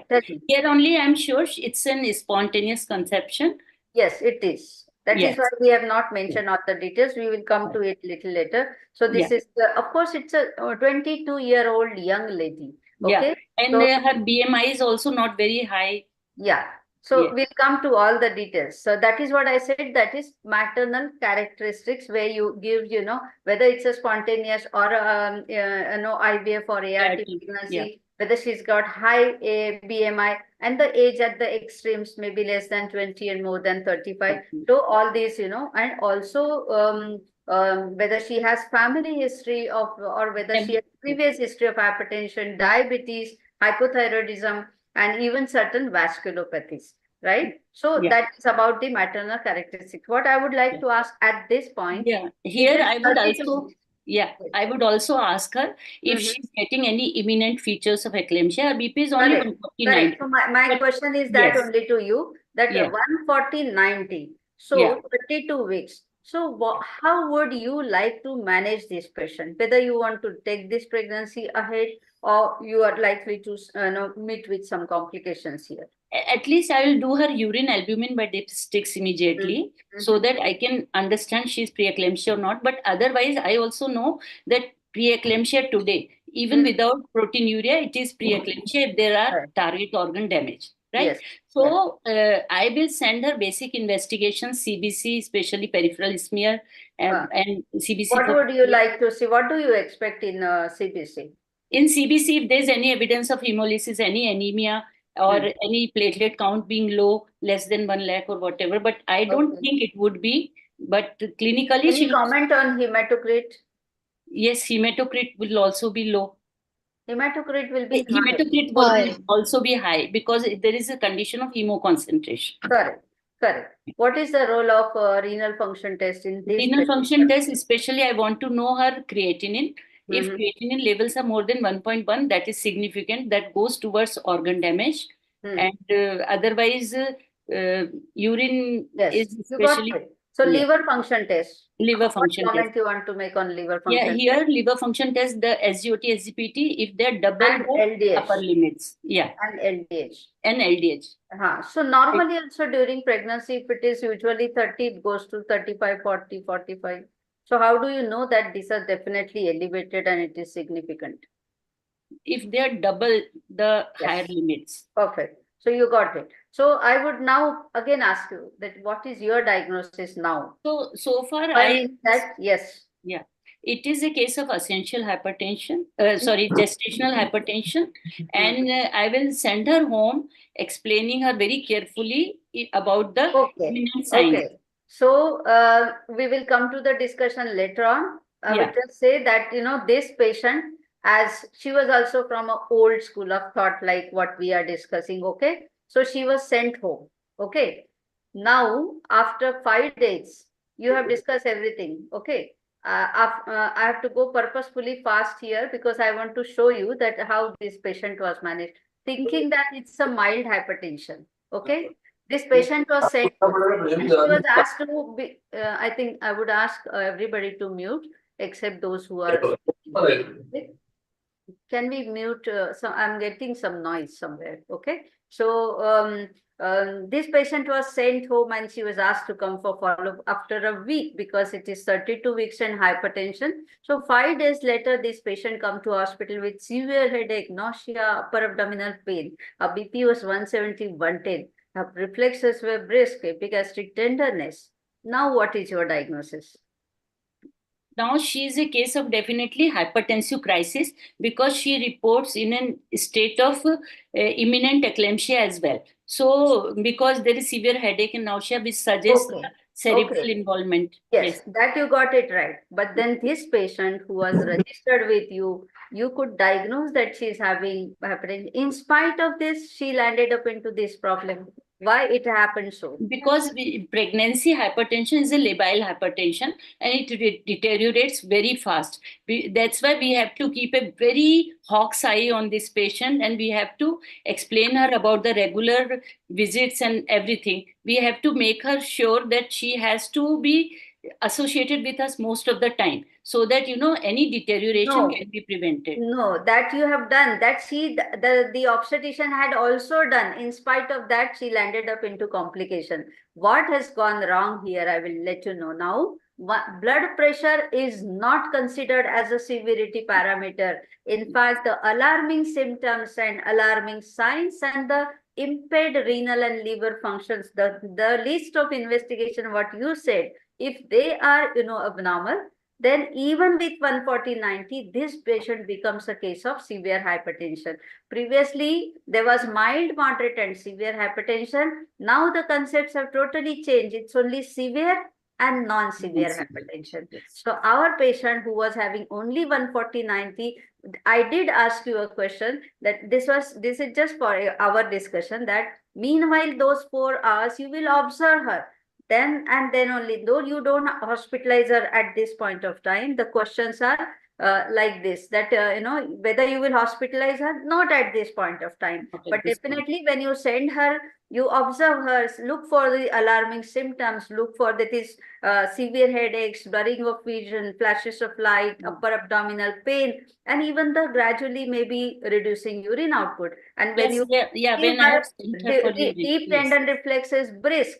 Okay, so these are all the signs also where they are the detrimental signs, and these are the signs of severity. And when you have sent the investigations, if you find that your liver enzymes are elevated than double the normal, and your renal parameters, as you said, the creatinine is more than even 0.8 to 1.1, that is what the limit for pregnancy. It's not 0.9 to 1.2 as it is non-pregnant state. Okay, so Dr. Vinita, this is a question for you, that would you, now this is a case of, see, because these are the alarming symptoms and sign, and these are the impaired investigations even with 140/90. So in spite of 140/90, the patient is labeled as a case of severe hypertension, because BP is not always a dependable indicator of severity. Okay, it can be associated with end organ damage, the reasons being varied. Okay, so now you tell me, would you like to admit this patient, and what antihypertensives? The blood pressure is still 140/90. Can we discuss what antihypertensives we should start, Dr. Vinita?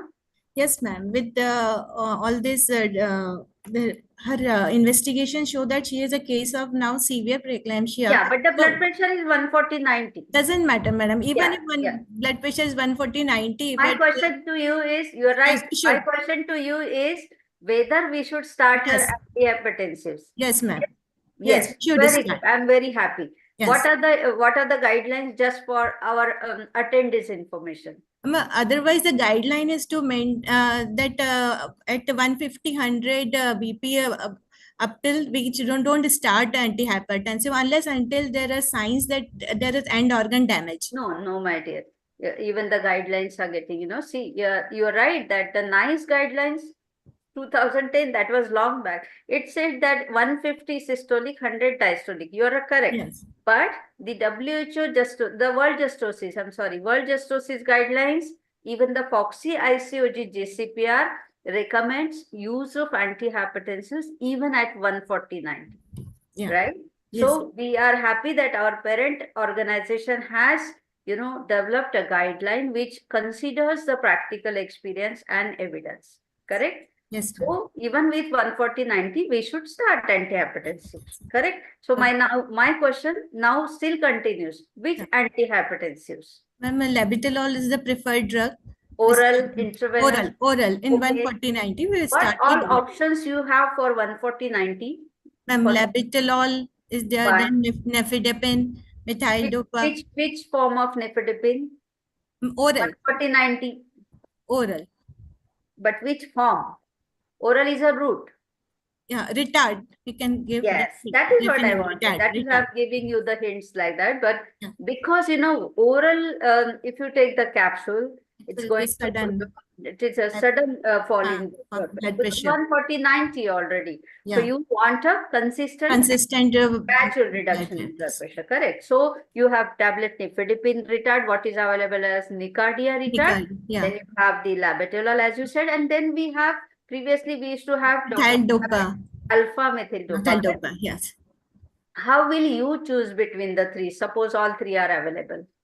Yes, ma'am. First, I prefer labetalol because it's both alpha and beta blocker. Why labetalol? That is the question. Yeah, because both alpha and beta blocker has lesser side effect and early onset of action is compared to methyl-dopa previously was using, but its action it take long. No, we talk about why labetalol. We will restrict to this. Do we have Dr. Archana? Yes? Yeah, ma'am. Why labetalol? Ma'am, labetalol is the first choice of drug in pregnancy-induced hypertension, obviously. And the reason for this is it is a non-selective beta and alpha blocker. So it has additional vasodilator effect also, and it has got a membrane stabilizing effect also, which a patient we can prevent preeclampsia onset also. Plus, it is faster mechanism of action. It is cardioprotective. That is what it is. And it is cardioprotective too. Yes.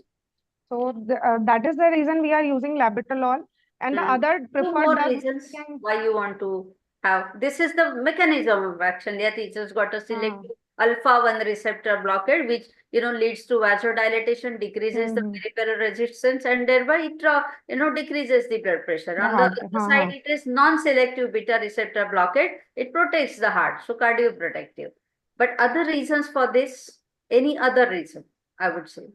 Ma'am, it has got a renal protective mechanism also. Because it causes renal dilatation also. Correct. So likewise, every organ.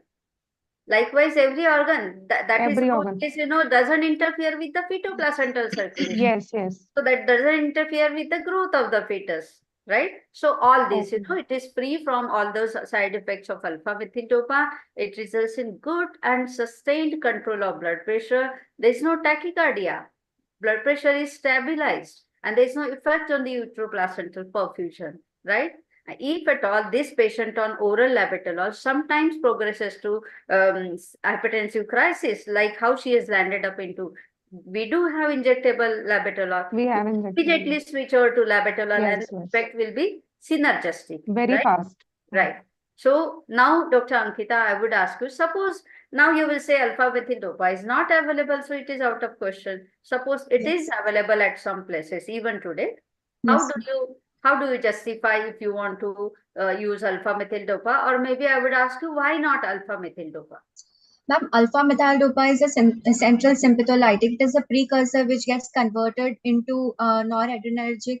Yeah, but clinically, why not alpha-methyldopa? We Ma'am, do because it understand it's has. a centrally acting antihypertensive. Yes, ma'am. Ma'am, it can cross the placental barrier, which can cause hypotension in neonates, which is a very important point. It can affect the neonates. It can cause uteroplacental insufficiency in that way.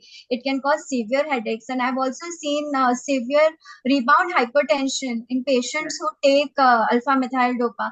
That was one of the major reasons that we studied that that is why it has been discontinued. And very important point here is that it can also cause hepatotoxicity. Along with that, it can cause hemolytic anemias in Coombs positive patients. Right. So and most important is, it can cause certain type of psychological disturbances, maybe some depressive type of illnesses, and the patient, she remains sedated. So if she is a immediately delivered woman, mother, she may not even feed her baby. Yeah, postpartum depression is Okay, very common with alpha-methyldopa. So earlier, out of all this, I would say, those who have used alpha-methyldopa, I'm sure Dr. Sandhya Khare and all others, I think the seniors here, I can remind you that, we used to start alpha-methyldopa with 1 TDS. You start with, 1 TDS, 2 TDS, 2 QID, and still there is no effect, immediately over 12 hours or so. And after 24 hours, the onset of action was after 24 hours, where the woman would have, had sudden hypotension. And more so severe is the postural hypertension. The lady who tries to get up falls, there have been some incidences of fall and even fractures. And that is why it happened with some of the VIPs. Okay. Let me tell you the inside story. And that is how this drug was banned. Okay. It is not banned, but this drug was, taken out of market. And the one more reason is this drug was very, very, I would say cheap, cost effective. And these other drugs, to launch them into market, that is why this drug was withdrawn. Otherwise, once you get the control, this is a very good drug to taper off. Safest of all, safest of all. Yes. So that is how, it was alpha-methyldopa was, removed from the market. Otherwise, it is, those who have used, they say that it is a very, very good drug, because for months together, people have, carried that pregnancy ahead, okay, without affecting the fetal health. Any rule of salt restriction and bed rest here, I would ask Dr. Anshu Basir. So, so far, none of the studies, although it's quite commonly publicized to do salt restriction, but none of the studies so far have are in favor of that salt restriction or bed rest have known to control hypertension. or even prevent gestational hypertension. Some studies do advocate giving high dose calcium, and even as we know that we can start on ecospin if there is a raised uterine artery PI to preventing preeclampsia. But as far as treatment is concerned, there is really no role of salt restriction or bed rest. Okay, right. So I would just say once again that because this obstetrician was from an old school of thought, she thought it is a mild hypertension. She just explained her everything and she left her home. So she was brought to you by her relatives in this bad shape. So friends, it's a challenge for you. So challenges are what makes life interesting, and overcoming them is what makes life meaningful. Correct? So, Madam Sandhya Khare? Yes. Yes, We ma'am. come to you once again. Now that this patient, who she's brought to you by the relatives with a blood pressure of 170 by 110, that is 110, with all the alarming symptoms and signs. Here, this case, somebody has already talked about that she's in a state of hypertensive crisis. How do you overcome this crisis, and how do you decide whether you need to terminate her, induce her, or you can conserve her? How do you decide that, madam? Here we'll have to work in real action, because this is a serious obstetric emergency. A little fault, she will throw a convulsion. So we don't want that condition to happen. So immediately we hospitalize the patient and then send her basic investigations. But before that, you will give her some medication, because 170 one day. Means We all don't the want things her are to going on convulse. together, ma'am. All the things are going on together. We are keeping her in the bed. We are putting the intracap. We are giving her labetalol 20 milligram IV immediately. Then within 10 minutes, 15 minutes, we check the blood pressure again. If it has not come down, we give 40 milligram IV. If it hasn't come down, then 80 milligram. Again, 80 milligram can be repeated. Like that, maximum dose is 300 milligram. So that's what we give. And if it doesn't work, then we can give oral nifedipine also, just like as we discussed. And that's So what happens. that is the question for you, that you have two options. IV labetalol. You have actually three options. IV labetalol, oral capsule nifedipine. Here it's a different formulation, mind well. This is oral capsule nifedipine, right? And then you have injection hydrolazine. Though you may have even the injectable NTG infusion can be there, correct? Now, how do you decide which drug you want to give for this patient? Why did you select intravenous route? Why not oral capsule nifedipine? I'm sure you have used it. I have used it. Long back in our OT in hypertensive crisis, we used to use oral nifedipine sublingually. Oral, yes. Because what is the onset of action? My question is, purposefully I have put this question. Then how fast you want to reduce the blood pressure, and are you allowed to make it down, bring it down so fast? Actually, we want to prevent the convulsions. So along with antihypertensives, we are giving magnesium sulfate also, but we want a gradual reduction. I think we are going into controversies, right? Because you have a patient of hypertensive crisis. I'm thankful to you because you are opening the channels for discussion, right? So this patient has got severe hypertension. All of you know, we don't want her to develop not only eclampsia, but any of the complications. So I would ask you, rather I would ask other panelists, what are the complications of this hypertension? I would ask Dr. Deepa, Dr. Neha. I can see all of you now. Yes. Hello, Dr. Deepa. So what are the complications with this high blood pressure? So ma'am, patient can go into eclampsia. She can go into hell. Right. And she can have a cerebrovascular event. Right. And she can go in encephalopathy. Right. Which can be extended to press later on. Before that? So name the complications from head to toe. Cerebral edema, retinal accident. hemorrhage, cerebrovascular accident, Yes. retinal hemorrhage, pulmonary edema, renal shutdown, oliguria. Even ARDS. ARDS, yes. Right. And myocardial infarction, hepatic. DVT, even she can land up in, DVT also she can have because of. No, not with this high blood pressure.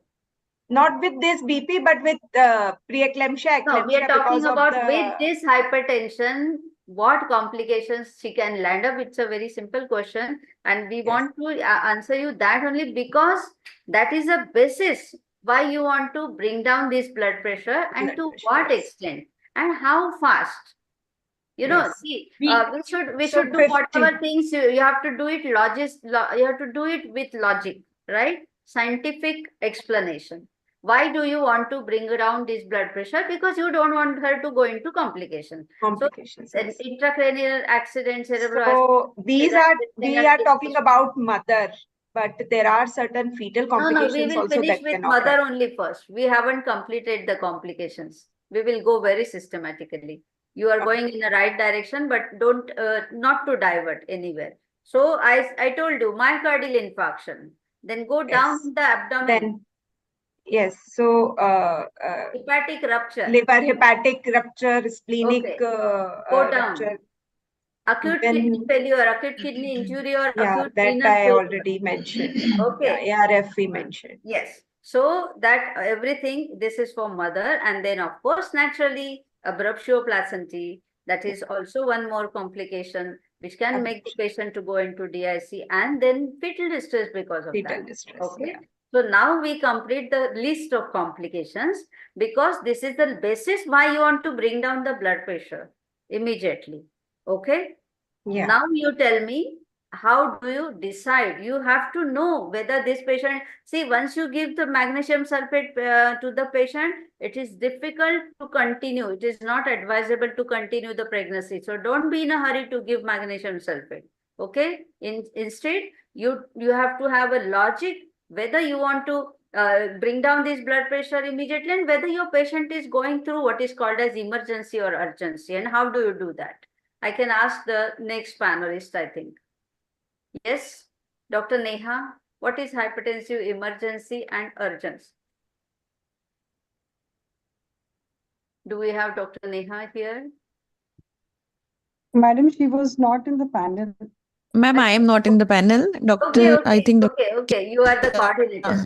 Okay, so I Yes, can ma'am. see here Ma'am, in the Doctor- Ma'am, Dr. Hima Jaju is there. Senior obstetrician. Hema Jaju. Yes, Yes, I'm there, Dr. yeah. Hema. I would be happy if all of you, actively participate and, come volunteer the answers. Okay. Great. Yeah. Actually, urgency and emergency. Right. Hypertensive crisis is emergency. Hmm. And hypertension, No, severe no, medication. hypertensive crisis is crisis. That you have to That's emergency. differentiate into emergency and urgency. Yeah. These are all the complications. In case of, ma'am, can I speak? Yes, Dr. Sandhya. In case of hypertensive crisis, if it's only there without end organ damage, it is urgency. Correct. Otherwise, it is emergency. So emergency is emergency. Yes. EE. You have to E is end organ damage. Correct? Yes. If at all you can't remember, it is a simple way just to tell you that when you have end organ damage, that is an emergency. Now, what is the importance of this? That if it is an emergency, you have to bring down the blood pressure as soon as possible. Okay. So you give IV labetalol. Correct? Yes. Dr. Sandhya and somebody was answering, I think Dr. Vinita. Now you will understand why I'm stressing on this. Okay. So if there is no end organ damage, there is no hurry. You can give her capsule nifedipine. See, nifedipine is such an effective drug. It has its onset of action within 5 to 10 minutes. It has peak action within 30 minutes. And the duration of action is almost 6 hours. Okay. So even if you give oral capsule nifedipine, the blood pressure will come down gradually. Maybe you have to add 10 more milligram of nifedipine. Okay. But slowly it will come down. Correct. So if you don't have end organ damage, you can bring down the blood pressure slowly, and your patient gets control over 24 hours. That is also fine. Because she's only 28 or 30 weeks, you want to pull her, further up to 34 weeks at least. 34 weeks. Right? Yes, So that 34 is weeks. how you're giving oral capsule nifedipine and bringing down the blood pressure slowly, not giving the magnesium sulfate because she doesn't, if at all she doesn't have symptoms and signs, there is no point in giving magnesium sulfate. No, ma'am, but Other our hand, patient has so many symptoms. She's having no, headache. this patient has it. That we are not talking about this patient. Yes. You have to differentiate. Yes. That our patient has the symptoms and signs, and that is why she is into hypertensive emergency, and that is why this patient not only needs IV labetalol but also needs IV magnesium sulfate. Okay. So what are One the more drugs reason, available? ma'am. Yes.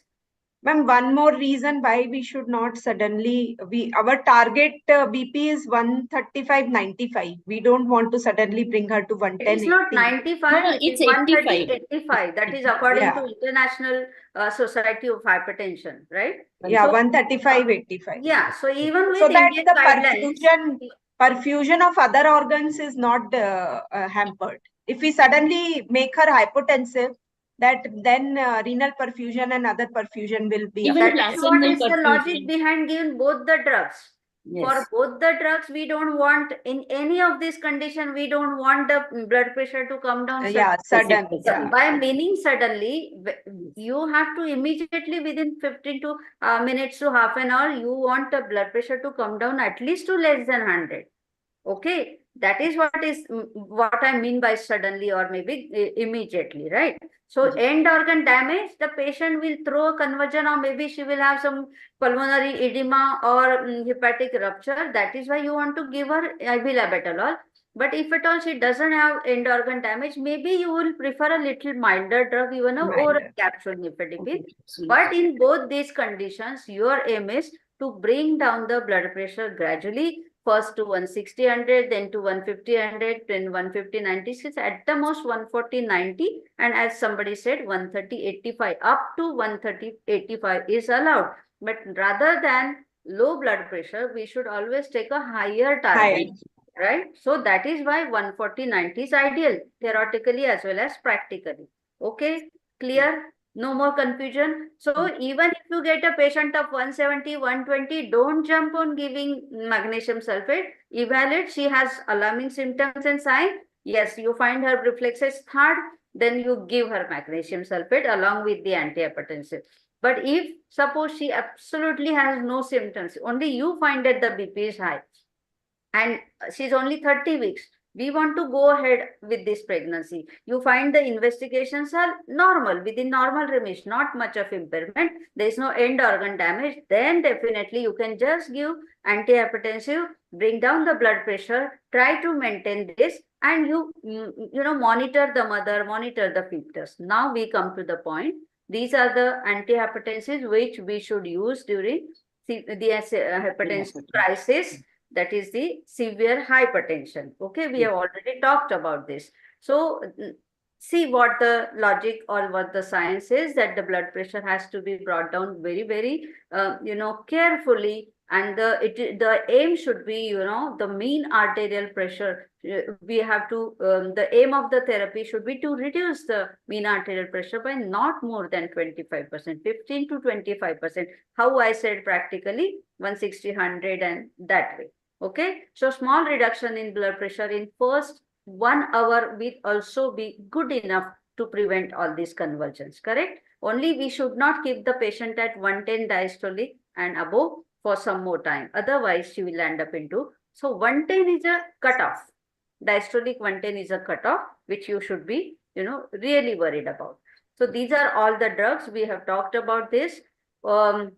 I have talked about nifedipine, and you all have talked about labetalol and hydralazine. Only thing is, I would like to little correction, Dr. Sandhya, that it's Yes, not ma'am. 20-25 minutes, but it is 10 minutes 10 for minutes. the labetalol. Yes. Okay, you can wait for 10 minutes because that is a onset of action. The time is only 5 minutes, but you can wait for 10 more minutes. And then if no, then you double the dose and repeat up to maximum 300 milligram. You have said it very correctly. Nifedipine, I have talked to you. Hydralazine, we have discussed. Now I'm coming to only one warning here, that I have already talked to you about this 10 milligram capsule orange color nifedipine. Only thing is, never ever give sublingual. Reasons? It will drastically bring down the blood pressure. The patient may even collapse. You may lose the baby also sometimes, fetal jeopardy. But most important is, you are not supposed to, there is no need to bring down the blood pressure so suddenly, correct? So absolutely no. Now what I'm trying to tell you is, suppose this patient you want to take ahead. You have decided, you have defined, you have investigated her, whether she has got, the hypertensive crisis or emergency or urgency, and then you have decided how you should go. You have stabilized the patient. Now you are monitoring her. Okay, she is indoor and you're trying to take her ahead. How frequently do you want to monitor this patient? What investigations you want to do? How frequently? So, ma'am, we You have have tied over the crisis. Now she is stabilized. Okay. Yeah. Tell me. So we will do a baseline obstetric Doppler, obstetric USG, and color Doppler for her. And if they are fine, then we will monitor the patient every once or twice a week. We will take the blood pressure monitoring and Blood pressure dipstick every monitoring. weekly? Blood pressure every weekly? Every Yes, 4 ma'am. hourly. At least 4 times a day, minimum. Times a day, yes. Blood pressure. This pressure. patient was Yeah, in till severe the time she hypertensive is crisis. admitted, till the time she is admitted, we'll do it every 4 hourly. Yes, but then suppose she if should allow us to go discharge her, no? Because Yes. all of you are aware that this is a progressive disease, correct? So you have brought So her once she out of becomes the crisis. stabilized. That is okay. But you cannot discharge her, right? Because she is yet to be stabilized. You cannot discharge her. She has just tied over the crisis. You are on the verge of stabilizing her. My question is very simple. How frequently you want to investigate her laboratory parameters and ultrasound, I would say. Laboratory parameters every 48 alternate day. hours. Dr. Yeah. Ankita wants to say something. Yes, ma'am. Please don't raise your hand. You are allowed to speak. Please come in between, Okay, because I can't see laboratory- sometimes. Laboratory parameters, if the patient has just come out of an emergency, every 24 to 48 hours, and Correct. sonography not more than 2 weeks. And if the sonography has come out to be fine, No, the more than Doppler is twice a normal. week, you meant to say. Twice a week. Yes, ma'am. If the Doppler is normal, then we can do it after 2 weeks. If the Doppler is showing some kind of placental, We will not take this choice, my dear. She is Actually, we do not know see when here you have will for go this wrong, patient actually. of severe hypertension, the choice is either once or twice a week. Twice So a week, if yeah. she has come out of very severe hypertension. So initially twice a week. Once you stabilize her, maybe you can take a choice of once a week. Not less than this. Correct? Okay. Agreed, all of you? Dr. Sandhya, you want to add something? No, ma'am.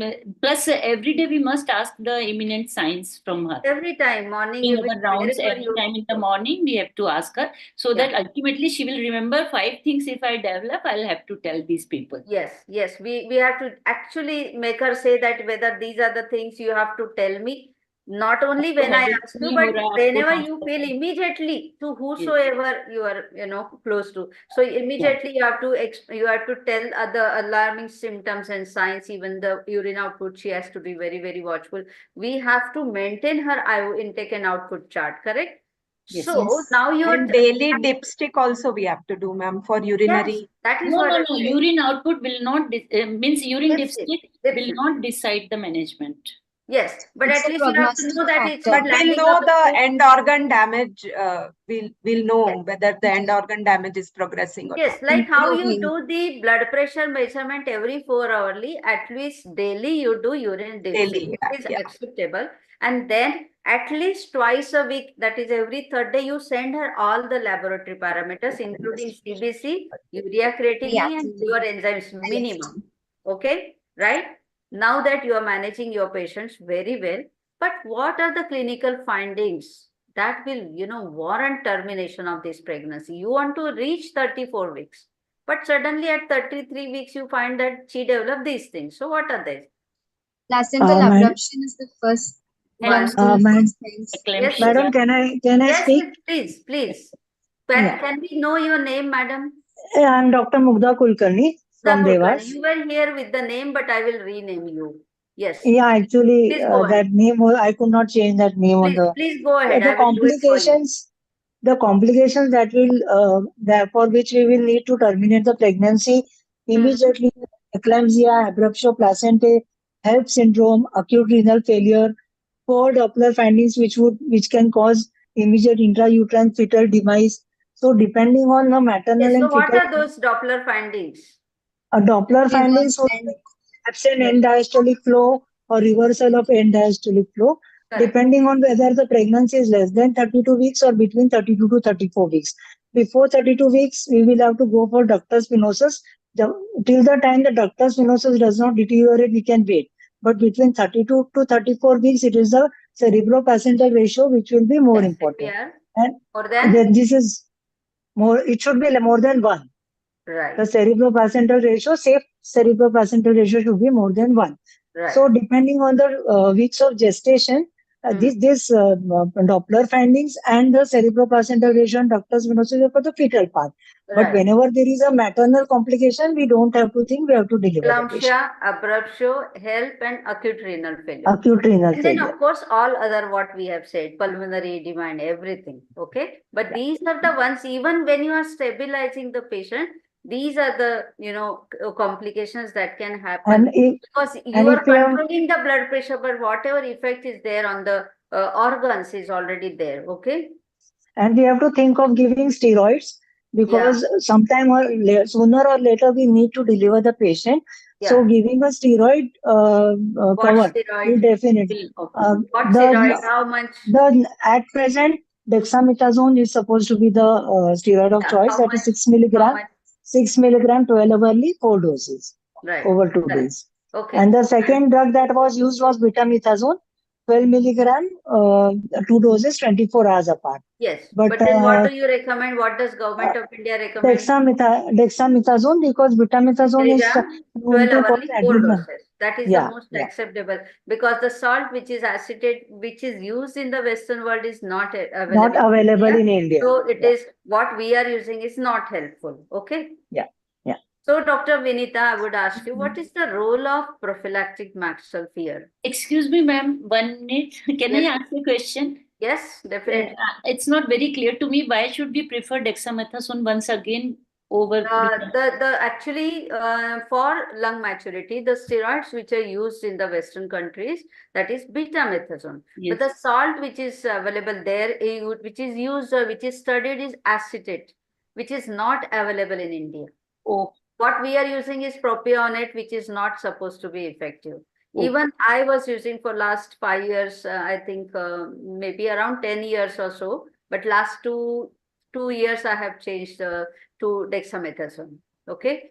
We have dexamethasone with us also, but it is available as ampule also, like how you have 4 milligram ampule of betamethasone. Similar ampules of dexamethasone are also available. So 3 ampules at a time, 12 milligram, maybe 6 milligram. What I do is 12 milligram over 24 hours. So second dose over 24 hours. That is what 12, right? Okay. So Thank you. ideally, FOXI and IAP has come up with a joint statement saying that 24 milligram of any of the salt over 24 hours should suffice for the lung maturity. So I think either of the salt and whatever regime, but 24 milligram over 24 hours. Okay. So Dr. Madam, dexamethasone, madam, Yes. dexamethasone is available with 2 ml, 8 milligram.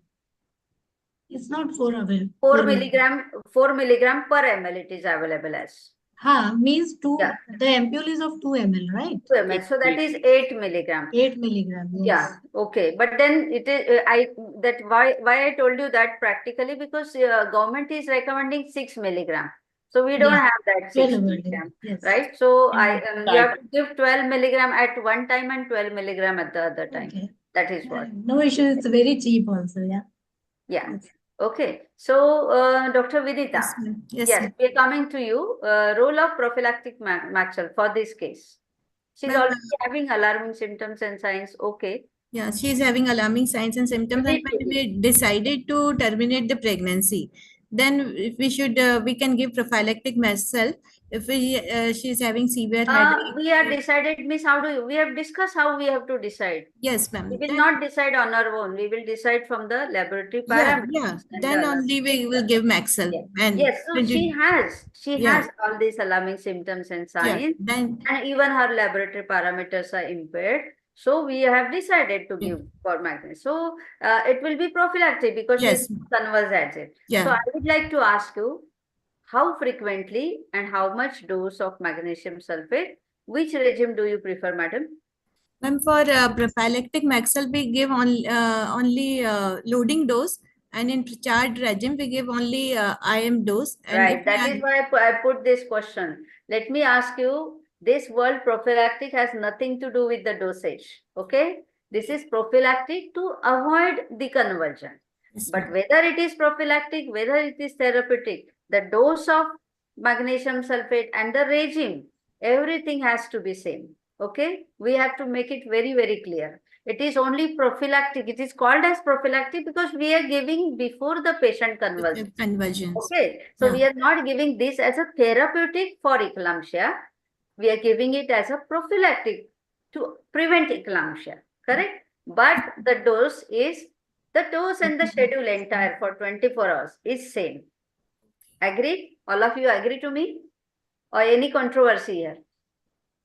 Okay, so everybody, we have to understand this, that this world is only prophylactic because we want to avoid complication, right? But the dosage and schedule is exactly the same. So these are the So, two ma'am, regimes. If somebody I take suppose up, it is compulsory. Whenever we are starting the Maxel, it is always compulsory. what? IV. The loading. IV loading Yes, dose of yes, Maxel. yes. She is already on IV now. Our patient is already, she has received IV labetalol when we were discussing, right? So intravenous infusion, everything is. In fact, that is why I have put these two regimes where it is showing you the IV regime also, Zuspans. Okay. So even when you give it as a Baxelf regime or a Zuspans regime, you have to have not only intravenous line, but also the catheter indwelling, right? Now coming to, somebody will quickly talk about both the regimes and then we discuss how to monitor. Ma'am, should I talk? Yes, please. I'm doctor. Yeah. Usually we use Zuspan because intramuscular injection is not given in this because with the 5 gram of Bexel, there are chances of buttock abscesses. Right. So usually we give Zuspan, in which we give 4 milligram in 100 ml within 20 minutes. Gram it is. Gram. Gram. Yes. Yeah. As a bolus dose. And then we give 1 gram per hour for 24 hours. For Right. Pritchard, we give 4 milligram IV. 4 gram, madam. 4 gram IV in 10 cc and 5 gram deep intramuscularly. And then maintenance dose is 5 gram deep intramuscularly on alternate buttocks. Right. So, doctor, I would ask now Anshu. Dr. Anshu, we do have Dr. Anshu? Yeah. Yes. So, how do you monitor this patient? For how long do you give this regime?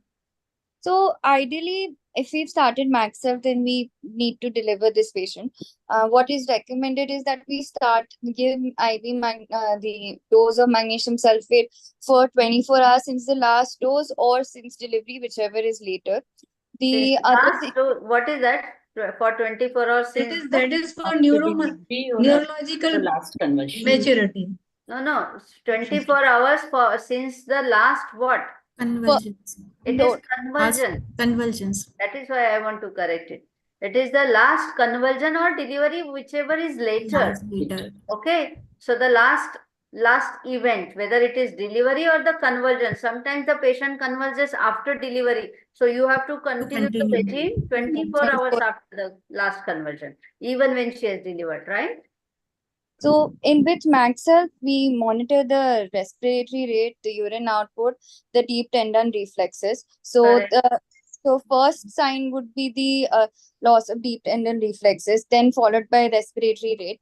Urine output is important to monitor because not only that the output is less than 30 ml per hour, but also because if the output is less, there are increased chances of magnesium toxicity. Correct. It is excreted through kidneys, right? And then how do you, suppose you are monitoring this patient, now the next dose is due and you find that the patellar reflex is absent, then what will you do? Sorry, I want to interrupt you. Before, suppose the patient, now this is a prophylactic, okay? This is a prophylactic. So you are monitoring all those parameters. But suppose this was for a patient of eclampsia. The patient has convulsed in front of you. You have given the complete loading dose according to Pritchard's maxim. And you find that within next 15-20 minutes, she convulses again in front of you. Then 2 gram can be repeated. 2 gram Can IV be repeated. repeated. 4 gram IV. So for first 15 minutes, if she convulses, you will not give anything because the entire drug has to, take its effect. It will take some time for its effect. Okay. But after 15 minutes, if she convulses, you can give 2 grams of repeat injection of magnesium sulfate. It's only 2 grams, not 4 grams. Okay. But within first 15 minutes, she can convulse because she's already hyper excited. Okay. So she can convulse, that process has already initiated, but after 15 minutes of the effect of drug, she should not convulse. Suppose your patient is convulsing after 15-20 minutes, you have given her, maybe half an hour, you have given her 2 grams. Again, she convulses and again she convulses. What will you do? What is your diagnosis? Whether you want to change. Okay. Status epilepticus. Not epilepticus. Eclampticus. Status eclampticus. Okay. So what do you, anything you suspect? Because normally, otherwise, eclampsia should respond to magnesium sulfate well. Ma'am, there is some cerebral event occurred. Syndrome. Yes. So there is some intracranial event, that is one. Event, yeah. Or maybe the cerebral edema has extended extensively. How do you know that? How do you suspect that? Suppose your patient convulses in front of you twice. Then how do you suspect that she is going into eclampticus or she is having some intracranial problem? Dr. Joshi? Yeah, ma'am, the convulsions will not be controlled with the magnesium sulfate. That is why we are suspecting. We are suspecting, yes. So why? And what other things? Ma'am, we will do the fundus examination, which will show the edema. Before that. And visual disturbances could be there. Visual disturbances. No, she is eclamptic. Visual disturbances are premonitory symptoms. Yeah. Right? So, see, let me tell you, all of you know this. I'm sure you're not able to put this. If the patient is convulsing repeatedly, in spite of giving magnesium sulfate, you label her as status eclampticus. But suppose, normally what happens, I'm sure you are monitoring your patient. She convulses for maybe 1 or 2 minutes. She'll be little sedated, the postictal phase, but she will regain her consciousness. Okay, so loss of consciousness or maybe deteriorating consciousness. That is the first suspicion. Correct? Secondly, if you have a focal neurological deficit, one hand, one thing, something is not moving, you find that the plantars are extensors, right? Okay? Correct? Yes, ma'am. Otherwise, you don't have the plantars extensors. If the patient converses, if you do her plantars, it will be flexors only. Down, yeah. Correct? Sometimes you get plantars extensors, then that is suggestive of neurological deficit. Here you have to bring in the neurophysician into picture, and then of course you have to go for MRI, etc. MRI, yeah. Correct? Yes. And it may be status epilepticus also. It may not be eclampsia. No, if at all our patient has gone into so much of complication.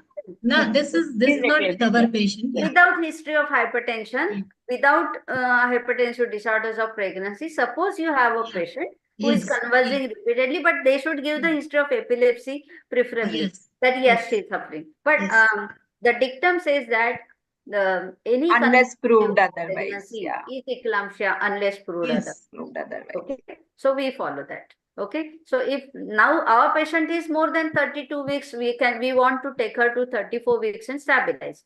But if at all this kind of picture is earlier, definitely you have to think of combination of maternal life first. Excuse me, ma'am. Excuse me, ma'am. It was a wonderful session. I've got some emergency, so I'll have to leave. Yeah, I'll miss some of the things. Yes, yes. No, no. In fact, we will not take this much. Within 2 minutes, I shall finish. I'm just running a little. This patient, suddenly she gets severe pain in abdomen. We have talked about it. When you examine, the uterus is tense, tender, fetal heart is going down to 100, 120. So what is your diagnosis at this stage? Abruption has occurred. And when you do the investigations, you find that it is prolonged. You have your fibrinogen only 150 or 100, I think, and you have fibrinogen degradation products. So what is your diagnosis now? DIC. DIC. DIC. So this patient, in spite of controlling everything, she had persistent headaches also. So, before taking, we have to take her up for seizure. Now she is into abruptio placentae. So arrange for blood and blood components. We have to take her up for seizure section simultaneously, everything going on. So, the anesthetist said she's constantly having headache, get her MRI done. So she convulses on the way. So you will manage her as eclampsia. But on MRI, you find this picture. What is this? Press. So it is, the edema of the white matter. So this is PRESS, posterior reversible encephalopathy syndrome. So friends, crisis is integral to human life. Those who timely and appropriately contract it will survive and succeed. That is what Gita says. We also follow the same timely and appropriate intervention, and definitely Dr. Sandhya, we are also with you for your emergency. All the best to you. Thank you. Thank I you so thank much. all of you. Yeah. And I just make an humble appeal to all of you, friends. If you feel I deserve, please, all of you, vote for me and also support me from all your society, colleagues, friends, and alumni, wherever possible, for the post of Vice President Foxy from very soon. Thank you so much, everybody. Thank you, Thank you ma'am. so much, ma'am. All Thank the you, best ma'am. for your Thank you. We Thank are you. with you, ma'am. Thank you. All my, lovely panelists, your inputs were wonderful, and I enjoyed the senior ones, knowledgeable and experienced ones, and the young generation, the young brigade, very vibrant and, of course, tech savvy.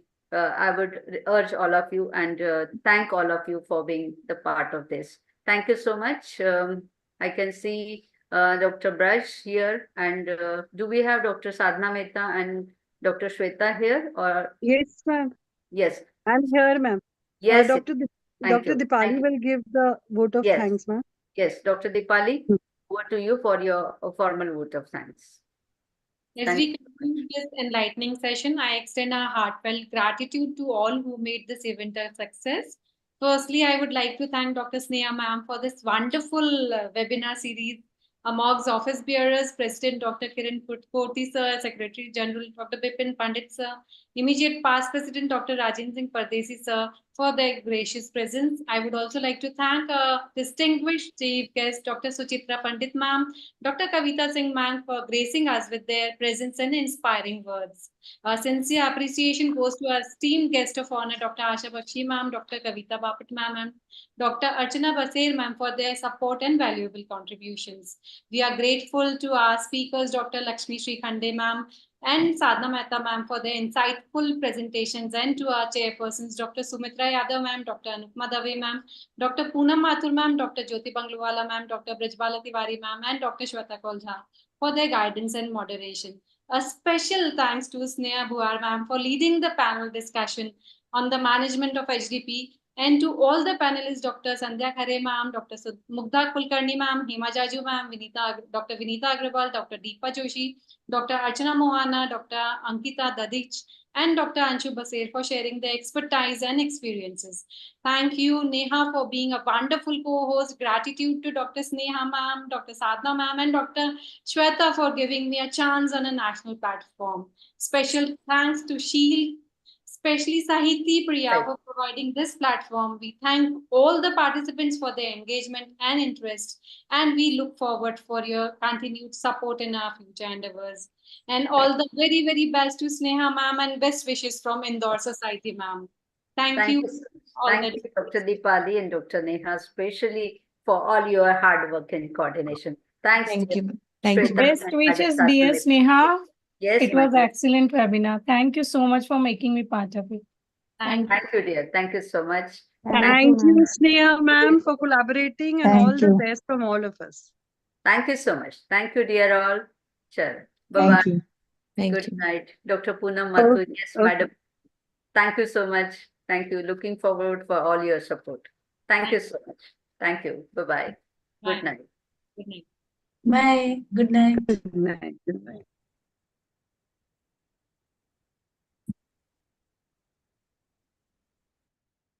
Yes, Avishka, what are you?